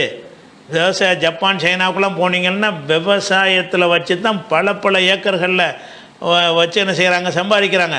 இன்றைக்கும் அரபுகள் வந்து நவீன முறையில் விவசாய பண்ணைகள்லாம் அமைத்து பெரிய பெரிய கோடீஸ்வரங்கள்லாம் அதை செய்கிறாங்க, தொழிலில் ஈடுபடுறாங்க. விவசாயம்ங்கிறது இழிவானது என்பதை கண்கூட பார்க்குறோங்கிறார். இவர் என்ன விவசாயத்தை பார்க்குறாரு, இந்த மாதிரி அத்தை பசிக்கு விவசாயம் பண்ணக்கூடிய ஆளுகளை பார்த்துவிட்டு மரியாதை இருக்குதா அவனுக்கு? அவனுக்கு மரியாதை இல்லைப்பா. பெரிய மிராசுகளுக்கு மரியாதை இருந்துச்சா இல்லையா, இருக்குதா இல்லையா? அவன் 1000 ஏக்கர் வச்சுருந்தானே அவனுக்கு மரியாதை இல்லையா? 10,000 ஏக்கர் வச்சு விவசாயம் பண்ணால் அவனுக்கு மரியாதை இல்லையா? பெரிய விவசாய பண்ணைகள் வச்சுக்கிறானே அது மரியாதை இல்லையா? இழிவுங்கிற இழிவு யாருக்கு இருக்கு? இழிவு அந்த விவசாயத்தினால கிடையாது, சின்ன அளவில் செய்கிறதுனால கொஞ்சம் மரியாதை இல்லாமல் வேண்டாம் இருக்கலாம். அவர் என்ன செய்கிறாருன்னா, அவர் கிராமத்தில் பார்க்குறாரு, அந்த ஊரில் என்ன செய்வாங்க, இருக்கிற ஆளுக்கு 1 ஏக்கர் வச்சு விவசாயம் பண்ணுவாங்க. அவன் சோத்துக்கே பத்தாது. அந்த சோத்துக்கு பத்தாத அளவுக்கு சம்பாரித்து அவனுக்கு என்ன மரியாதை இருக்குது? அது விவசாயத்துக்கு மரியாதை இருக்காது, பெட்டிக்கடை வச்சாலும் மரியாதை இருக்காது. வழங்குதா? காய்கறி கடை வைக்கிறான், தெருவில் காய்கறி போட்டு விற்கிறான், அவனுக்கு மரியாதை இருக்காது. அதையே ஒரு பெரிய ஃப்ரெஷ்ன்னு சொல்லி ஒரு கடையை வச்சு அதுக்குள்ளே ஏசிலாம் போட்டு விற்றான்னு வைங்கன்னா அது மரியாதையாக இருக்கும். அப்போ பார்பர் முடிவெட்டுறதையே செஞ்சால் கூட மரியாதையாக போயிடுச்சு இன்றைக்கி. அதை நல்லா ஏசிலாம் போட்டு பயங்கரமாக லுக்காக செய்கிறான். அதுக்கு வந்து பியூட்டி பார்லர்னு இப்போ நவீன காலத்தில் பேரை வச்சுக்கிட்டா மரியாதை போச்சுல இப்போ. அப்போ விவசாய வேலை செய்கிறவனுக்கெல்லாம் மரியாதை இல்லை, அவனை பார்க்குறீங்களா இல்லைன்னு ஒரு மக்கள்கிட்ட கேட்குறாரு. விவசாயம் செய்கிற ஆளுங்க ஏதாவது பெருமையாக சொல்கிறீங்களான்னு. நீ பார்த்து அத்தை பசிக்கு விவசாயம் பண்ணுற அளவு நீ பார்க்குற விவசாயம் அவன் மட்டும்தானா? சைனாவில் என்ன இப்போ நெப்போலியன் நீங்கள் ஒரு நடிகர் போனார், அமெரிக்காவை விவசாயம் பண்ணி பல கோடிகளுக்கு அதிபராக இருக்கார். ஒரு நடிகராக போய் அங்கே பிரம்மாண்டமான இடத்த வாங்கி வகையான விவசாயங்கள் பண்ணி அது விவசாய பண்ணை வைத்து அமெரிக்காவிலே பெரிய தொழிலதிபருங்கிற லெவலுக்கு அந்த விவசாயத்தை கொண்டு வந்திருக்கிற வரலாறுலாம் நம்ம படிக்கிறோம் கண் முன்னாடி. அதனால் விவசாயத்துக்கு இழிவுங்கிறது கிடையவே கிடையாது, நடைமுறையிலே இல்லை. அவர் நடைமுறையை கொண்டு மெய்யாக்க பார்க்குறார். ரசூலுல்லாஹ் சொன்னபடி நடக்குதா இல்லையா? விவசாயம் செஞ்சால் அவன் இழிவாக தானே இருக்கிறான், மரியாதை இருக்குதா அப்படின்னு கேட்குறார். இவர் பார்த்த விவசாயம்லாம் யார்? இந்த புள்ள பூச்சியாக இருக்கக்கூடிய விவசாயிகளை பார்த்துவிட்டு அவர் கேட்குறாரு, விவசாயின்னா இவன் நல்ல விவசாயி, இதெல்லாம் ஒரு சின்ன லெவல், இதை விட பெரிய பெரிய உஸ்மான் ரலியல்லாஹுலாம் அவர் இழிவான தொழிலாக பெரிய விவசாயம் வச்சுருந்தார், அவர் இழிவடைஞ்சிட்டார் அவர். அப்போ பெரிய பெரிய சஹாபாக்கள்லாம் பெரிய பெரிய தோட்டங்கள்லாம் வச்சுருந்தாங்க. உமருக்கு பெரிய தோட்டம் இருந்துச்சு, அபு தல்ஹாவுக்கு தோட்டம் இருந்துச்சு, பைர்ஹான்னு சொல்லி, அதெல்லாம் வந்து விவசாயம் தான். அதெல்லாம் அவங்களாம் இழிவாக கருதப்பட்டாங்களா? சமுதாயத்தில் மதிப்பாக கருதப்பட்டாங்களா? மதிப்பாக கருதப்பட்டாங்க. சொன்னோன்னு அள்ளி கொடுத்தார் உஸ்மான் அதில் சம்பாரித்து. அதனால் வந்து விவசாயங்கிறது எந்த ஒரு காலத்திலையும் அது இழிவானதாக இருக்க கிடையாது. விவசாயத்தில் சிலர் அது ஒரு மதிப்பெற்றதாக எங்கேயாவது இருக்கும் என்று சொன்னால் அது ஒரு சின்ன லெவலில் வருவாய் ஈட்டுவதனால் இருக்கும். இடம் சின்னது, கொஞ்சோன்னு ஆள் வச்சு அவனே வேலையை செய்வான், எல்லாம் அவனே செய்யக்கூடியவனாக இருப்பான், வருமானம் பத்தாது, அப்படிப்பட்ட ஒரு நிலையாக இருக்கும்போது அவனை என்ன செய்ய மாட்டாங்க, மதிப்பை பார்க்க மாட்டாங்க. அதை வச்சு உதாரணம் காட்டுறார். அந்த உதாரணம் தப்பு. விவசாயம் வந்து விவசாயிகளுக்குத்தான் வரியே வசூலிக்கிற பொறுப்பையே கொடுத்து வச்சுருந்தாங்க அரசாங்கத்தில். சட்டசபை எம்எல்ஏன்னெலாம் போடுறோம்ல, எம்எல்ஏன்னு நில மிராசுகள் தான் எம்எல்ஏ ஆக முடியும் அந்த காலத்தில். அது மரியாதைக்குரிய இதுக்கு போய் தானே வச்சாங்க. பெரிய பெரிய பெரிய பெரிய வியாபாரிகளுக்கெல்லாம் வந்து அதை கொடுக்கவே இல்லை. யாரை கொடுத்தான்? மிராசுகளுக்கு தான் கொடுத்தான். அப்போ மிராசுகள்ங்கிறது வந்து விவசாயத்தில் பெரிய லெவலில் இருக்கக்கூடிய ஒரு ஆட்களுக்கு தான் சொல்கிறது. அதனால் இவர் சொல்லக்கூடிய இந்த காரணம் சரியாக வரல. ரெண்டாவது, எப்படி நம்பணுமா? அதாவது சில காரியங்கள் வந்து ஒருத்தன் காஃபிராக இருக்கான்னு வைங்க, காஃபிராக அவர் காட்டுறார் உதாரணம். ஒருத்தன் காஃபிராக இருந்தான்னு சொன்னால் விதிப்பிரகாரம் அல்லாஹ் தான் அந்த ஏற்பாடு செஞ்சான். ஆமாம். ஆனால் அல்லாஹ் விரும்புவானா? விரும்ப மாட்டான். அல்லாஹ் வந்து சில விஷயத்தை விரும்ப மாட்டான், ஆனால் அப்படி விதியை ஏற்பாடு செஞ்சுருவான். அப்போ வந்து இப்போ காஃபிராக இருப்பவன் வந்து அவன் காஃபிராகக்கூடாது என்று தான் அல்லாஹ் விரும்புகிறான். ஆனால் அவனை காஃபிராக்கணும் என்பது விதி. விதியின் பிரகாரம் காஃபிராக ஆக்கிவிட்டு இவன் காஃபிராக இல்லாமல் இருக்கிறது தான் அவனுக்கு விருப்பம்னு சொல்லி எல்லாம் செஞ்சுருக்கிறான்ல. அந்த மாதிரி தான் இது ஒரு விதி. எது விதி? இழிவு ஏற்படும் என்பது ஒரு விதி. அல்லாவுக்கு அது விருப்பம்லாம் கிடையாது, அல்லாஹ் விருப்பம் கிடையாது. ஆனால் அதான் அந்த உலக செட்டப் அப்படி தான் அப்படின்னு ஒரு வியாக்கியானம் கொடுக்குறார். இந்த விதி சம்பந்தமாக அவர் கொடுக்கக்கூடிய இந்த விளக்கமும் வந்து சரியான புரிதலில் கொடுத்த விளக்கம் கிடையாது. ஏன்னு கேட்டால் அல்லாஹ் வந்து எதை செய்கிறானோ அவன் விரும்பி தான் செய்கிறான், விரும்பாமல் செய்வது கிடையாது. எல்லாமே அவன் விரும்பி. சூரியனை சுத்த விட்டுருக்கிறான்னு கேட்டால் அது அவன் தான் விதியை ஆக்கியும் இருக்கிறான், அதை விரும்பவும் செய்கிறான். எதில் மாத்திரம் அது விதிவிலக்கு வரும்னு கேட்டால் மனுஷனுக்கு மாத்திரம் வரும். மனுஷன் விஷயத்தில் மாத்திரம் அவனுக்கு பகுத்தறிவை எல்லாம் கொடுத்துட்டான். பகுத்தறிவை கொடுத்த பிறகு அவனுக்கு அந்த பகுத்தறிவுக்கு வேலை கொடுக்குறான்னா கட்டாயப்படுத்தக்கூடாதுல்ல. அதனால் சிந்திச்சு முடிவெடுறான்னு விட்டுட்டான். அவன் குஃபருக்கு போனால் குஃபருக்கு எல்லாம் உதவி செய்கிறான். அதே நேரத்தில் இந்த மரஞ்செடி கொடிகள்லாம் அல்லாஹ் கட்டுப்பட்டு நடக்குதுல்ல, அதில் வந்து அல்லாஹ் விரும்பி அதை செய்கிறானா விரும்பாமல் செய்கிறானா? எல்லாம் விரும்பினது தான். இந்த உலகத்தினுடைய செட்டப்பு எல்லாமே வந்து விதி பிரகாரம் நடக்கிறது, அல்லாஹ் விரும்பி தான் நடக்கிறது. எதில் மட்டும் விருப்பம் இல்லைன்னு வரும்னு கேட்டால் மனிதனுக்கு சுதந்திரம்னு ஒன்று கொடுத்த காரணத்தினால, அதுவும் கொள்கை சம்பந்தமாக எடுக்கிற முடிவை தான். கொள்கை சம்பந்தமான எடுக்கிற முடிவு வரும்போது அல்லாஹ் என்ன செய்கிறான்னு கேட்டால் பகுத்தறிவு ஒன்று கொடுத்துருக்குறான்ல, அதனால் நீ வேண்டாம் முடிவு எடுத்துக்கிடான்றான். அவன் எடுக்கிற முடிவு தப்பாக இருந்தால் அதுவும் அல்லாஹ்வுடைய விதி பிரகாரம் தான், ஆனால் அல்லாஹ் விரும்ப மாட்டான். அதையும் இப்படி வித்தியாசப்படுத்தி நம்ம எடுக்கிறோம்னு கேட்டால் அல்லாஹ் வந்து குர்ஆனில் சொல்கிறான், இன்னல்லாஹ் லா யர்லா லி இபாதிஹில் குஃப்ர. அல்லாஹ் வந்து அடியார்களுக்கு குஃபுரை வந்து பொருந்தி கொள்ள மாட்டான், குஃபுருக்கு மட்டும்தான். லா யர்லா 39:7 வசனத்தில் சொல்கிறான், அடியார்களுக்கு குஃபுர் இருக்குது பாருங்கள், கொள்கை ரீதியான தப்பான முடிவு, அதை வந்து அல்லாஹ் ஒப்புக்கொள்ளவே மாட்டான், அவன் விரும்பவே மாட்டான். அவன் காஃபிரானா விதி பிரகாரம் காஃபிரானாலும் இவன் காஃபிராவது எனக்கு விருப்பமில்லை அப்படின்னு நல்லா அறிவிச்சிருக்கிறான்னு சொல்கிறாரு. அது காஃபிராகிற விஷயத்துக்கு தான் வருமே தவிர அது அல்லாத உலகத்து விஷயத்துக்கு வந்து அது வருமானா வராது. ஒரு காஃபிர் வந்து ஒரு மளிகை கடை வைக்கிறான், அல்லாஹ் விரும்பி வைக்கிறானா வெறுத்து வைக்கிறானா? விரும்பி தான் வைக்கிறான், அல்லாஹ் விரும்புகிறான், அவன் விதியிலையும் ஏற்படுத்துகிறான். அவனுடைய மார்க்க சம்பந்தமான நிலைப்பாட்டில் மாத்திரம் என்ன செய்கிறான்னு கேட்டால் அவன் மாற்றி செஞ்சான்னு சொன்னால் அல்ல விரும்ப மாட்டேங்கிறான். அவன் சரியாக செஞ்சானா அல்ல விரும்புகிறான், ஆனால் விரும்பினாலும் விரும்பாட்டாலும் விதி பிரகாரம் நடந்துடும் அப்படிங்கிறது தான் அதனுடைய அர்த்தம்.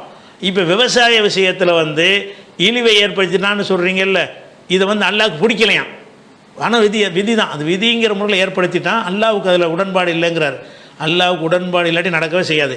விளங்குதா? விவசாய கருவிக்கு நாரி பகுத்தறிவாக இருக்குது, இழிவு வர்றது இழிவு வராமல் இருக்கிறதுக்கு பகுத்தறிவு உள்ளவனுக்காக உள்ள ஒரு விதிவிலக்கு தான் அது. அதனால் அவர் சொல்லக்கூடிய இந்த விஷயங்களை வந்து இவர் அல்லாமல் இன்னும் பலரும் கடந்த காலத்தில் சொல்லி இருக்கிறாங்க. அந்த கித்தாபுகளில் பார்த்தீங்கன்னு சொன்னால் இவர் சொல்கிற மாதிரியான விஷயத்தெல்லாம் சொல்லியிருக்கிறாங்க. அதனால் வந்து இது இது ஏற்புடையது எல்லாம் பார்த்துட்டு தான் நம்ம மறுத்தோம் அந்த ஹதீஸை. அதனால் விவசாயத்துக்கு வந்து இழிவு என்று சொல்வது பொய், இழிவு கிடையாது. விவசாய கருவிகள் வைத்திருப்பவனுக்கு இழிவு என்பது கிடையவே கிடையாது. அது மரியாதைக்குரியதான். எவனாவது இழிவாக இருக்கிறான்னு கேட்டால் சின்ன அளவில் செய்வான். சின்ன அளவில் எது செஞ்சாலும் ஒரு அவ்வளோ மரியாதை இருக்காது தானே. எந்த ஒரு தொழிலை சின்னதாக செஞ்சான்னா அவ்வளோக்கு ஒரு மரியாதை இருக்காது. ஒரு தெருவில் பாட்டில் ஜூஸ் கடை வச்சுருக்கிறான்னா அவனுக்கு மரியாதை இருக்காது. பெரிய அளவில் கடை மாதிரி திறந்து உள்ள ஒரு டெக்கரேஷன்லாம் பண்ணி வச்சான்னு வைங்க, அவனுக்கு ஒரு மரியாதை இருக்கும். அந்த மரியாதை என்பது அதனுடைய பிரம்மாண்டத்தின் அடிப்படையிலையும் அதனுடைய சிறுமை அடிப்படையிலையும் கிடைக்குமே தவிர விவசாயத்தினால இழிவே கிடையாது. அப்போ விவசாயத்தில் இழிவு என்றவர் சொன்னது வந்து நடைமுறையில் இருக்குதுன்னு சொல்கிற ரசூலுல்லாஹ் சொன்னபடி தான் நடக்குதுங்கிறார். உலகத்தில் நடக்கவே இல்லை. விவசாயம் இன்னைக்கு வரைக்கும் மரியாதைக்குரியதாக. இன்னைக்கு வரைக்கும் மேற்கத்திய நாடுகளில் சைனா ஜப்பான்லாம் விவசாயம் பெரிய மரியாதைக்குரியவர்களாக பெரிய பெரிய மல்டி மில்லியனியர்கள் கோடீஸ்வரர்களுடைய தொழிலாகத்தான் இருந்து கொண்டிருக்கிறது. அதனால் விவசாயம் வந்து இழிவுன்னு சொல்லக்கூடிய அந்த ஹதீஸ் வந்து தவறு தான், அதில் மாற்று கருத்து கிடையாது. அது விளைவிக்கிறணும். அதே மாதிரி அவர் சொல்லக்கூடிய அந்த 2 பாயிண்ட் தான் சொல்கிறார். ஒரு பாயிண்ட் என்னன்னு கேட்டால் நடைமுறையில் அப்படி தானே இருக்குங்கிறார். நடைமுறை அப்படி கிடையாது. தப்பை நடைமுறையை வந்து பாதி நடைமுறையை பார்த்துட்டு தப்பை விளைங்கிட்டு சொல்கிறார். ஒன்று. ரெண்டாவது வந்து இழிவை ஏற்படுத்துகிறான்னு சொன்னால் விரும்பி ஏற்படுத்துறது கிடையாது. சில விஷயத்தெல்லாம் ஏற்படுத்தணும், அது விரும்பாமலே ஏற்படுத்துவான் அப்படின்னு சொல்கிறார். அதுக்கு உதாரணமாக வந்து ஒரு காஃபிரை உதாரணம் கட்டுறாரு. ஒருத்தன் காஃபிராக இருந்தான்னு சொன்னால் அல்லா தான் அதை ஏற்படுத்துகிறான். ஆனால் அல்லா விரும்புவானா? விரும்பாமல் சில விதிங்கிற முறையில் சில ஏற்படுத்தி ஆக வேண்டி இருக்குங்கிறார். அதை கொண்டாந்து இதில் பொருத்தக்கூடாது. கொள்கை சார்ந்த விஷயத்துக்கு மாத்திரம்தான் அந்த மாதிரி எல்லாம் செய்வானே தவிர மற்ற விஷயங்கள்லாம் வந்து அல்லாஹ் எந்த மாதிரி ஒரு ஒரு ஒரு ஒரு காஃபிர் வந்து பெரிய ஒரு நிறுவனத்தை நடத்துகிறான், பல கோடிக்கு அதிபராக்கி வைக்கிறான்னு வைங்களேன். இதில் வந்து அல்லாஹ் விரும்பி தான் அதை செய்கிறான். அல்லாஹ்வுடைய விதிப்படி தான் நடக்கிறது. அல்லாஹ்வுடைய விருப்பமும் அதில் இருக்கிறது. எது விருப்பம் இல்லாமல் போயிடும்? கெட்டதை செய்யணும்னு ஒரு மனிதன் வந்து மார்க்கத்தில் கெட்டது என்று சொல்லப்படக்கூடியதை செய்யும்போது மட்டும்தான் விதிப்பிரகாரம் அதை செய்ய விட்டுட்டு அல்லாஹ் வெறுக்கவும் செய்வான். அது இதுக்கு பொருந்தாது. விவசாயம் என்ன கெட்டதா? கெட்ட காரியத்துக்கு தான் அந்த மாதிரி 2 நிலை எடுக்க முடியும். கெட்ட காரியம்னு சொல்லாத விஷயங்களுக்கெல்லாம் அல்லாஹ் எப்படி ஆக்கியிருக்கிறானோ அது எல்லாமே அவனுடைய விருப்பம், அதுதான் விதியும். அதுதான் விருப்பம் விதியும் வேறுபடாது. அல்லாஹ்வுடைய விருப்பம் எதுவோ அதுதான் விதி, விதி எதுவோ அதுதான் அல்லாஹ்வுடைய விருப்பம். எந்த வேறுபாடுமே இருக்காது. ஒரு மரம் வளருதுன்னு சொன்னால் விதி, அவனுடைய விருப்பமும் அதுதான். பூமி சுற்றுதுன்றா அது ஒரு விதி, அல்லாஹ்வுடைய விருப்பமும் அதுதான். விதி வேறு விருப்பம் வேறுன்னு பிரிக்கவே இயலாது. எந்த ஒரு விஷயத்துலையும் ஒரு மனிதன் சாப்பிட்றான்னு சொன்னால் அது விதி, அவனுடைய விருப்பமும் அதுதான். அப்போ எதில் விதி விருப்பம் வேறுபடும் என்று சொன்னால் விதி விருப்பம் வேறுபடும். எதில் வேறுபடும் என்று சொன்னால் கெட்ட காரியங்களை மனிதனுக்கு மாத்திரதும், மனிதனுக்கு மாத்திரம் கெட்ட காரியத்தை நம்ம செய்யும் பொழுது தான் இப்படி விரும்புகிறானே, அறிவை கொடுத்ததுனால இப்படி செய்கிறானேன்னு சொல்லி அல்லாஹ் என்ன செய்கிறான், அதை வெறுத்துக்கிட்ட அந்த விதிப்படி அவனை நடக்க வைக்கிறான். அந்த ஒரு இடத்துல மட்டும், அதுவும் நம்மளாக அதை சொல்லலை, அல்லாஹ் குர்ஆனில் சொல்லிட்டான். லா யர்தால் இபாதிகள் குஃப்ர, அல்லாஹ் தன்னுடைய அடியாருக்கு குஃப்ரை பொருந்தி கொள்ள மாட்டான். விதி பிரகாரம் அவன் காஃபிரா போனாலும் நான் அதை விரும்பலைப்பா, நான் விரும்ப மாட்டேன், நீ போய்க்கே நான் விரும்பலை அப்படிங்கிற. அப்போ போய்க்கே நான் விரும்பலை அப்படிங்கிற ஒரு விஷயம் எதுக்கு மட்டும்தான் வரேன்? கெட்ட செயல்னு உள்ள காரியம் இருக்குல்ல, அதுக்கு தான். விவசாயம் கெட்ட செயலா? கெட்ட செயலுக்கு அனுமதிக்கப்பட்ட ஒரு செயல் தானே, ஹராமான செயலாது. அப்போ கெட்ட செயலை ஒருத்தன் செய்யும் பொழுது தான் நீங்கள் என்ன செய்யணும்? விதி வேறு விருப்பம் வேறுன்னு பிரிக்கணும். வேறு உலகத்தில் நடக்கிற அத்தனை கோடான காரியங்களும் அல்லாஹ்வுடைய விதிப்படியும் நடக்கிறது, அவனுடைய விருப்பப்படியும் தான் நடக்கிறது. இந்த வேறுபாடு, இந்த குஃப்ருக்கு உள்ள வேறுபாடை கொண்டு வந்து அனைத்துக்கும் பொதுவாக பார்க்குறார். எல்லாத்துலேயும் அல்லாஹ்வுடைய விருப்பம் தான். விதி வேறு விருப்பம் வேறுன்னு பிரிக்கவே இயலாது.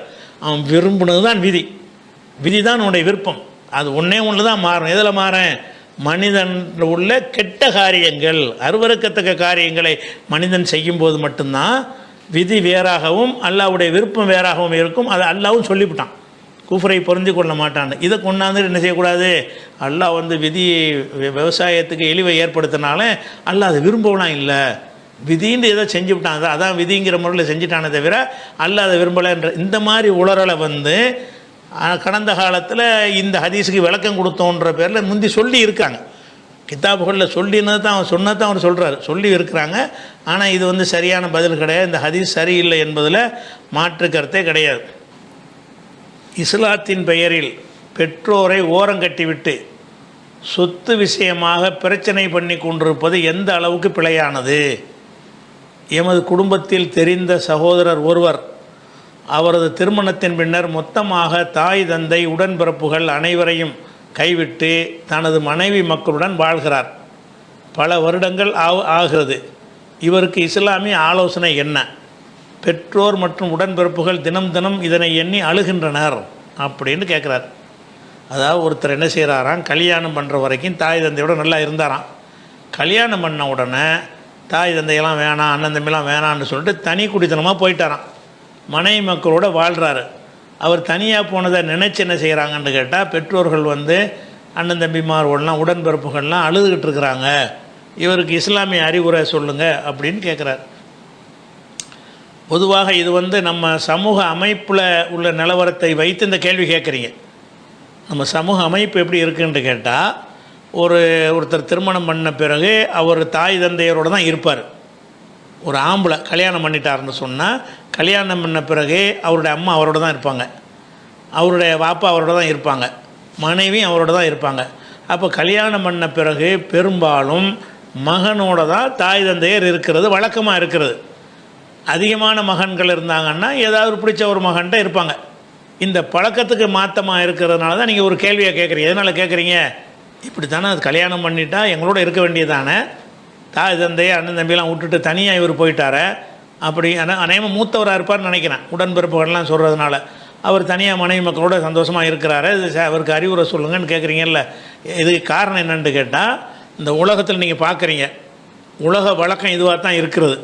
எந்த ஒரு ஆணாக இருந்தாலும் கல்யாணம் பண்ணிட்ட பிறகு பெண்ணு தான் அவங்கள விட்டு மாறி புருஷன் வீட்டுக்கு வருவாங்க. ஒரு ஆம்பளையை பொறுத்த வரைக்கும் அவன் வீட்டில் தான் இருப்பான். இருக்கும் பொழுது மனைவி வந்துடுவாங்க, மாமனார் மாமியாரெல்லாம் கவனிக்கக்கூடிய அந்தெல்லாம் செட்டப்பை நீங்கள் பார்க்குறீங்கல்ல. இந்த செட்டப்பை பார்த்துவிட்டு என்ன செய்கிறீங்கன்னு கேட்டால், இவர் ஒரு பெரிய பிழை செஞ்சிட்டாருங்கிற மாதிரி நினைத்து கொண்டு, அவர் தனியாக போயிட்டார்ல அப்படிங்கிற மாதிரி நினைத்து கொண்டு இந்த கேள்வி கேட்குறீங்க. அப்போ இந்த கேள்வி வருவதற்குரிய காரணம் இஸ்லாம் இதை பற்றி சொன்னதுக்கு மாற்றமாக அவர் போயிட்டாருங்கிறத கிடையாது.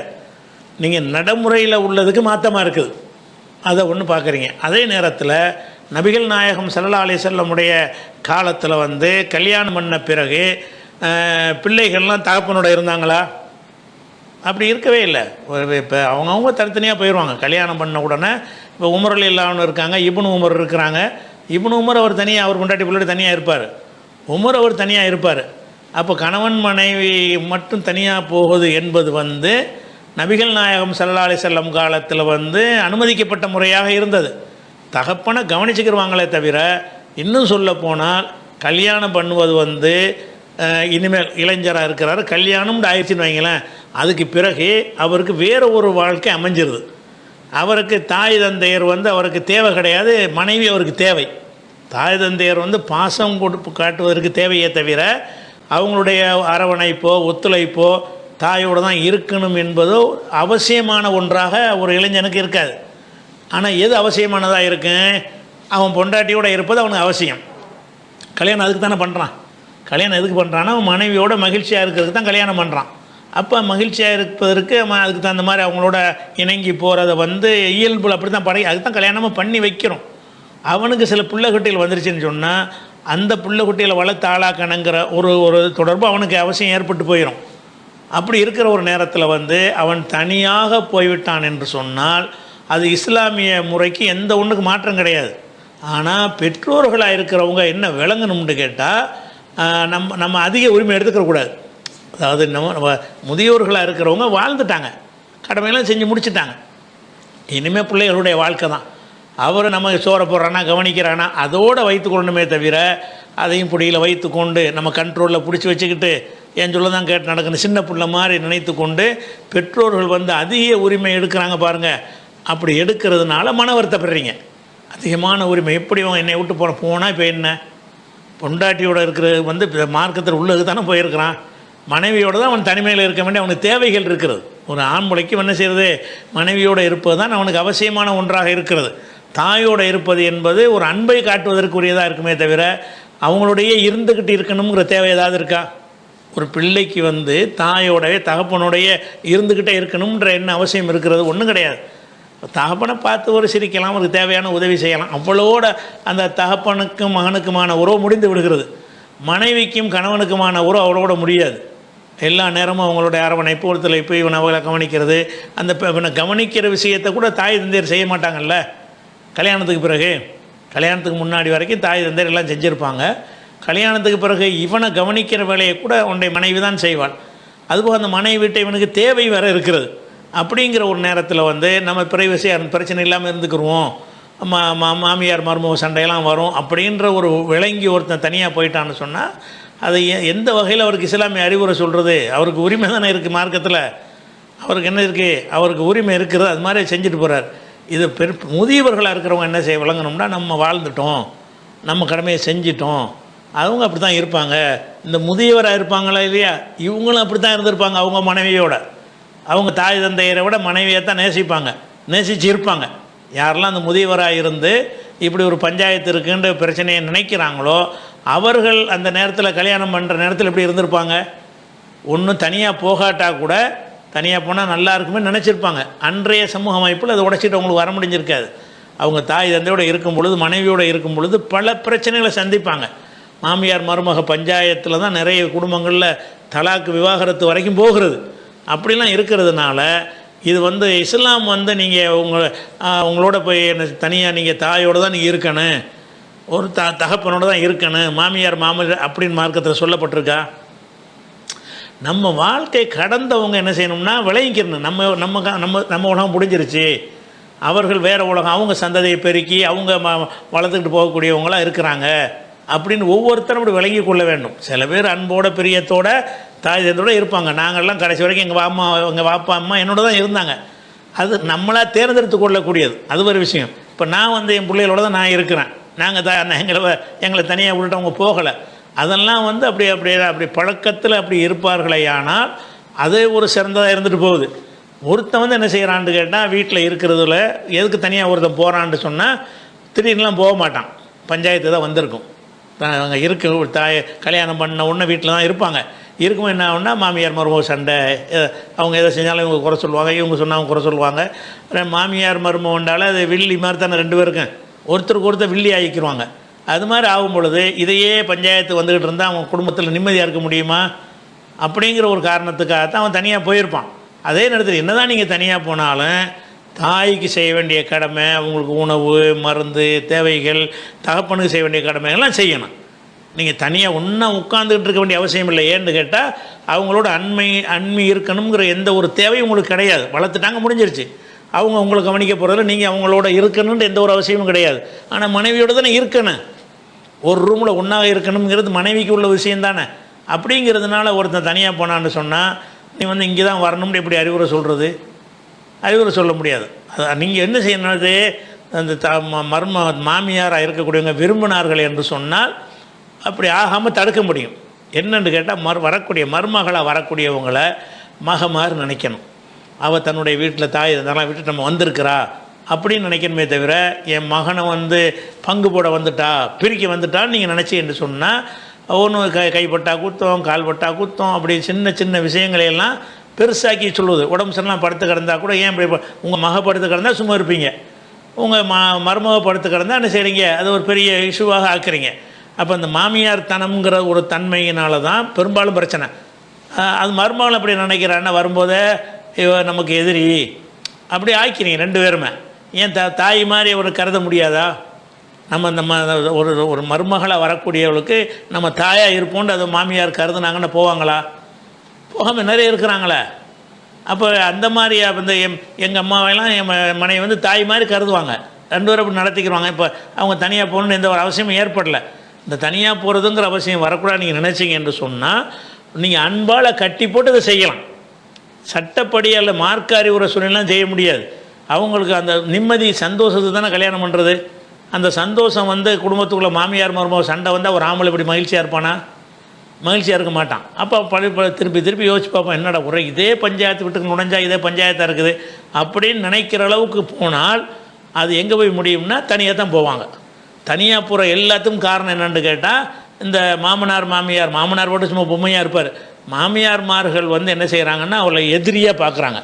கல்யாணம் பண்ணி வரக்கூடிய ஒரு பெண்ணை நம்ம மகன்ட்டு பார்க்கணும். நம்ம பெத்த பிள்ளையாக இருந்தால் என்ன செய்வோமோ அந்த மாதிரி என்ன செய்யணும்னு அப்படி உள்ள மாமியார்களாக இருக்கிற எந்த குடும்பத்தில் இருந்தும் தாய் தந்தரை விட்டுட்டு இவன் பொண்டாட்டி கொண்டு போக மாட்டான்.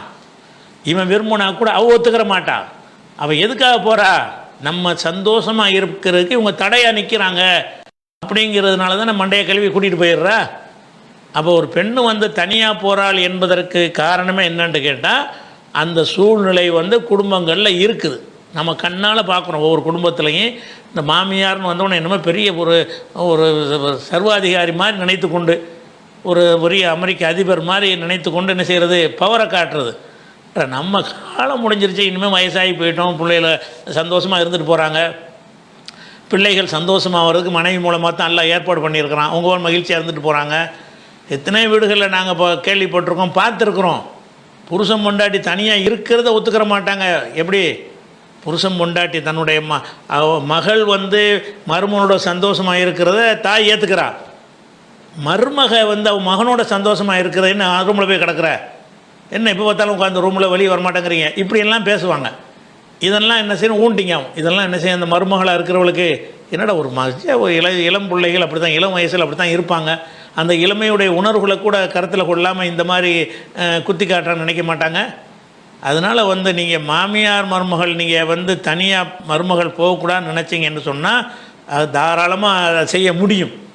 எப்படி செய்ய முடியும்? உங்களை நீங்கள் மாற்றணும்.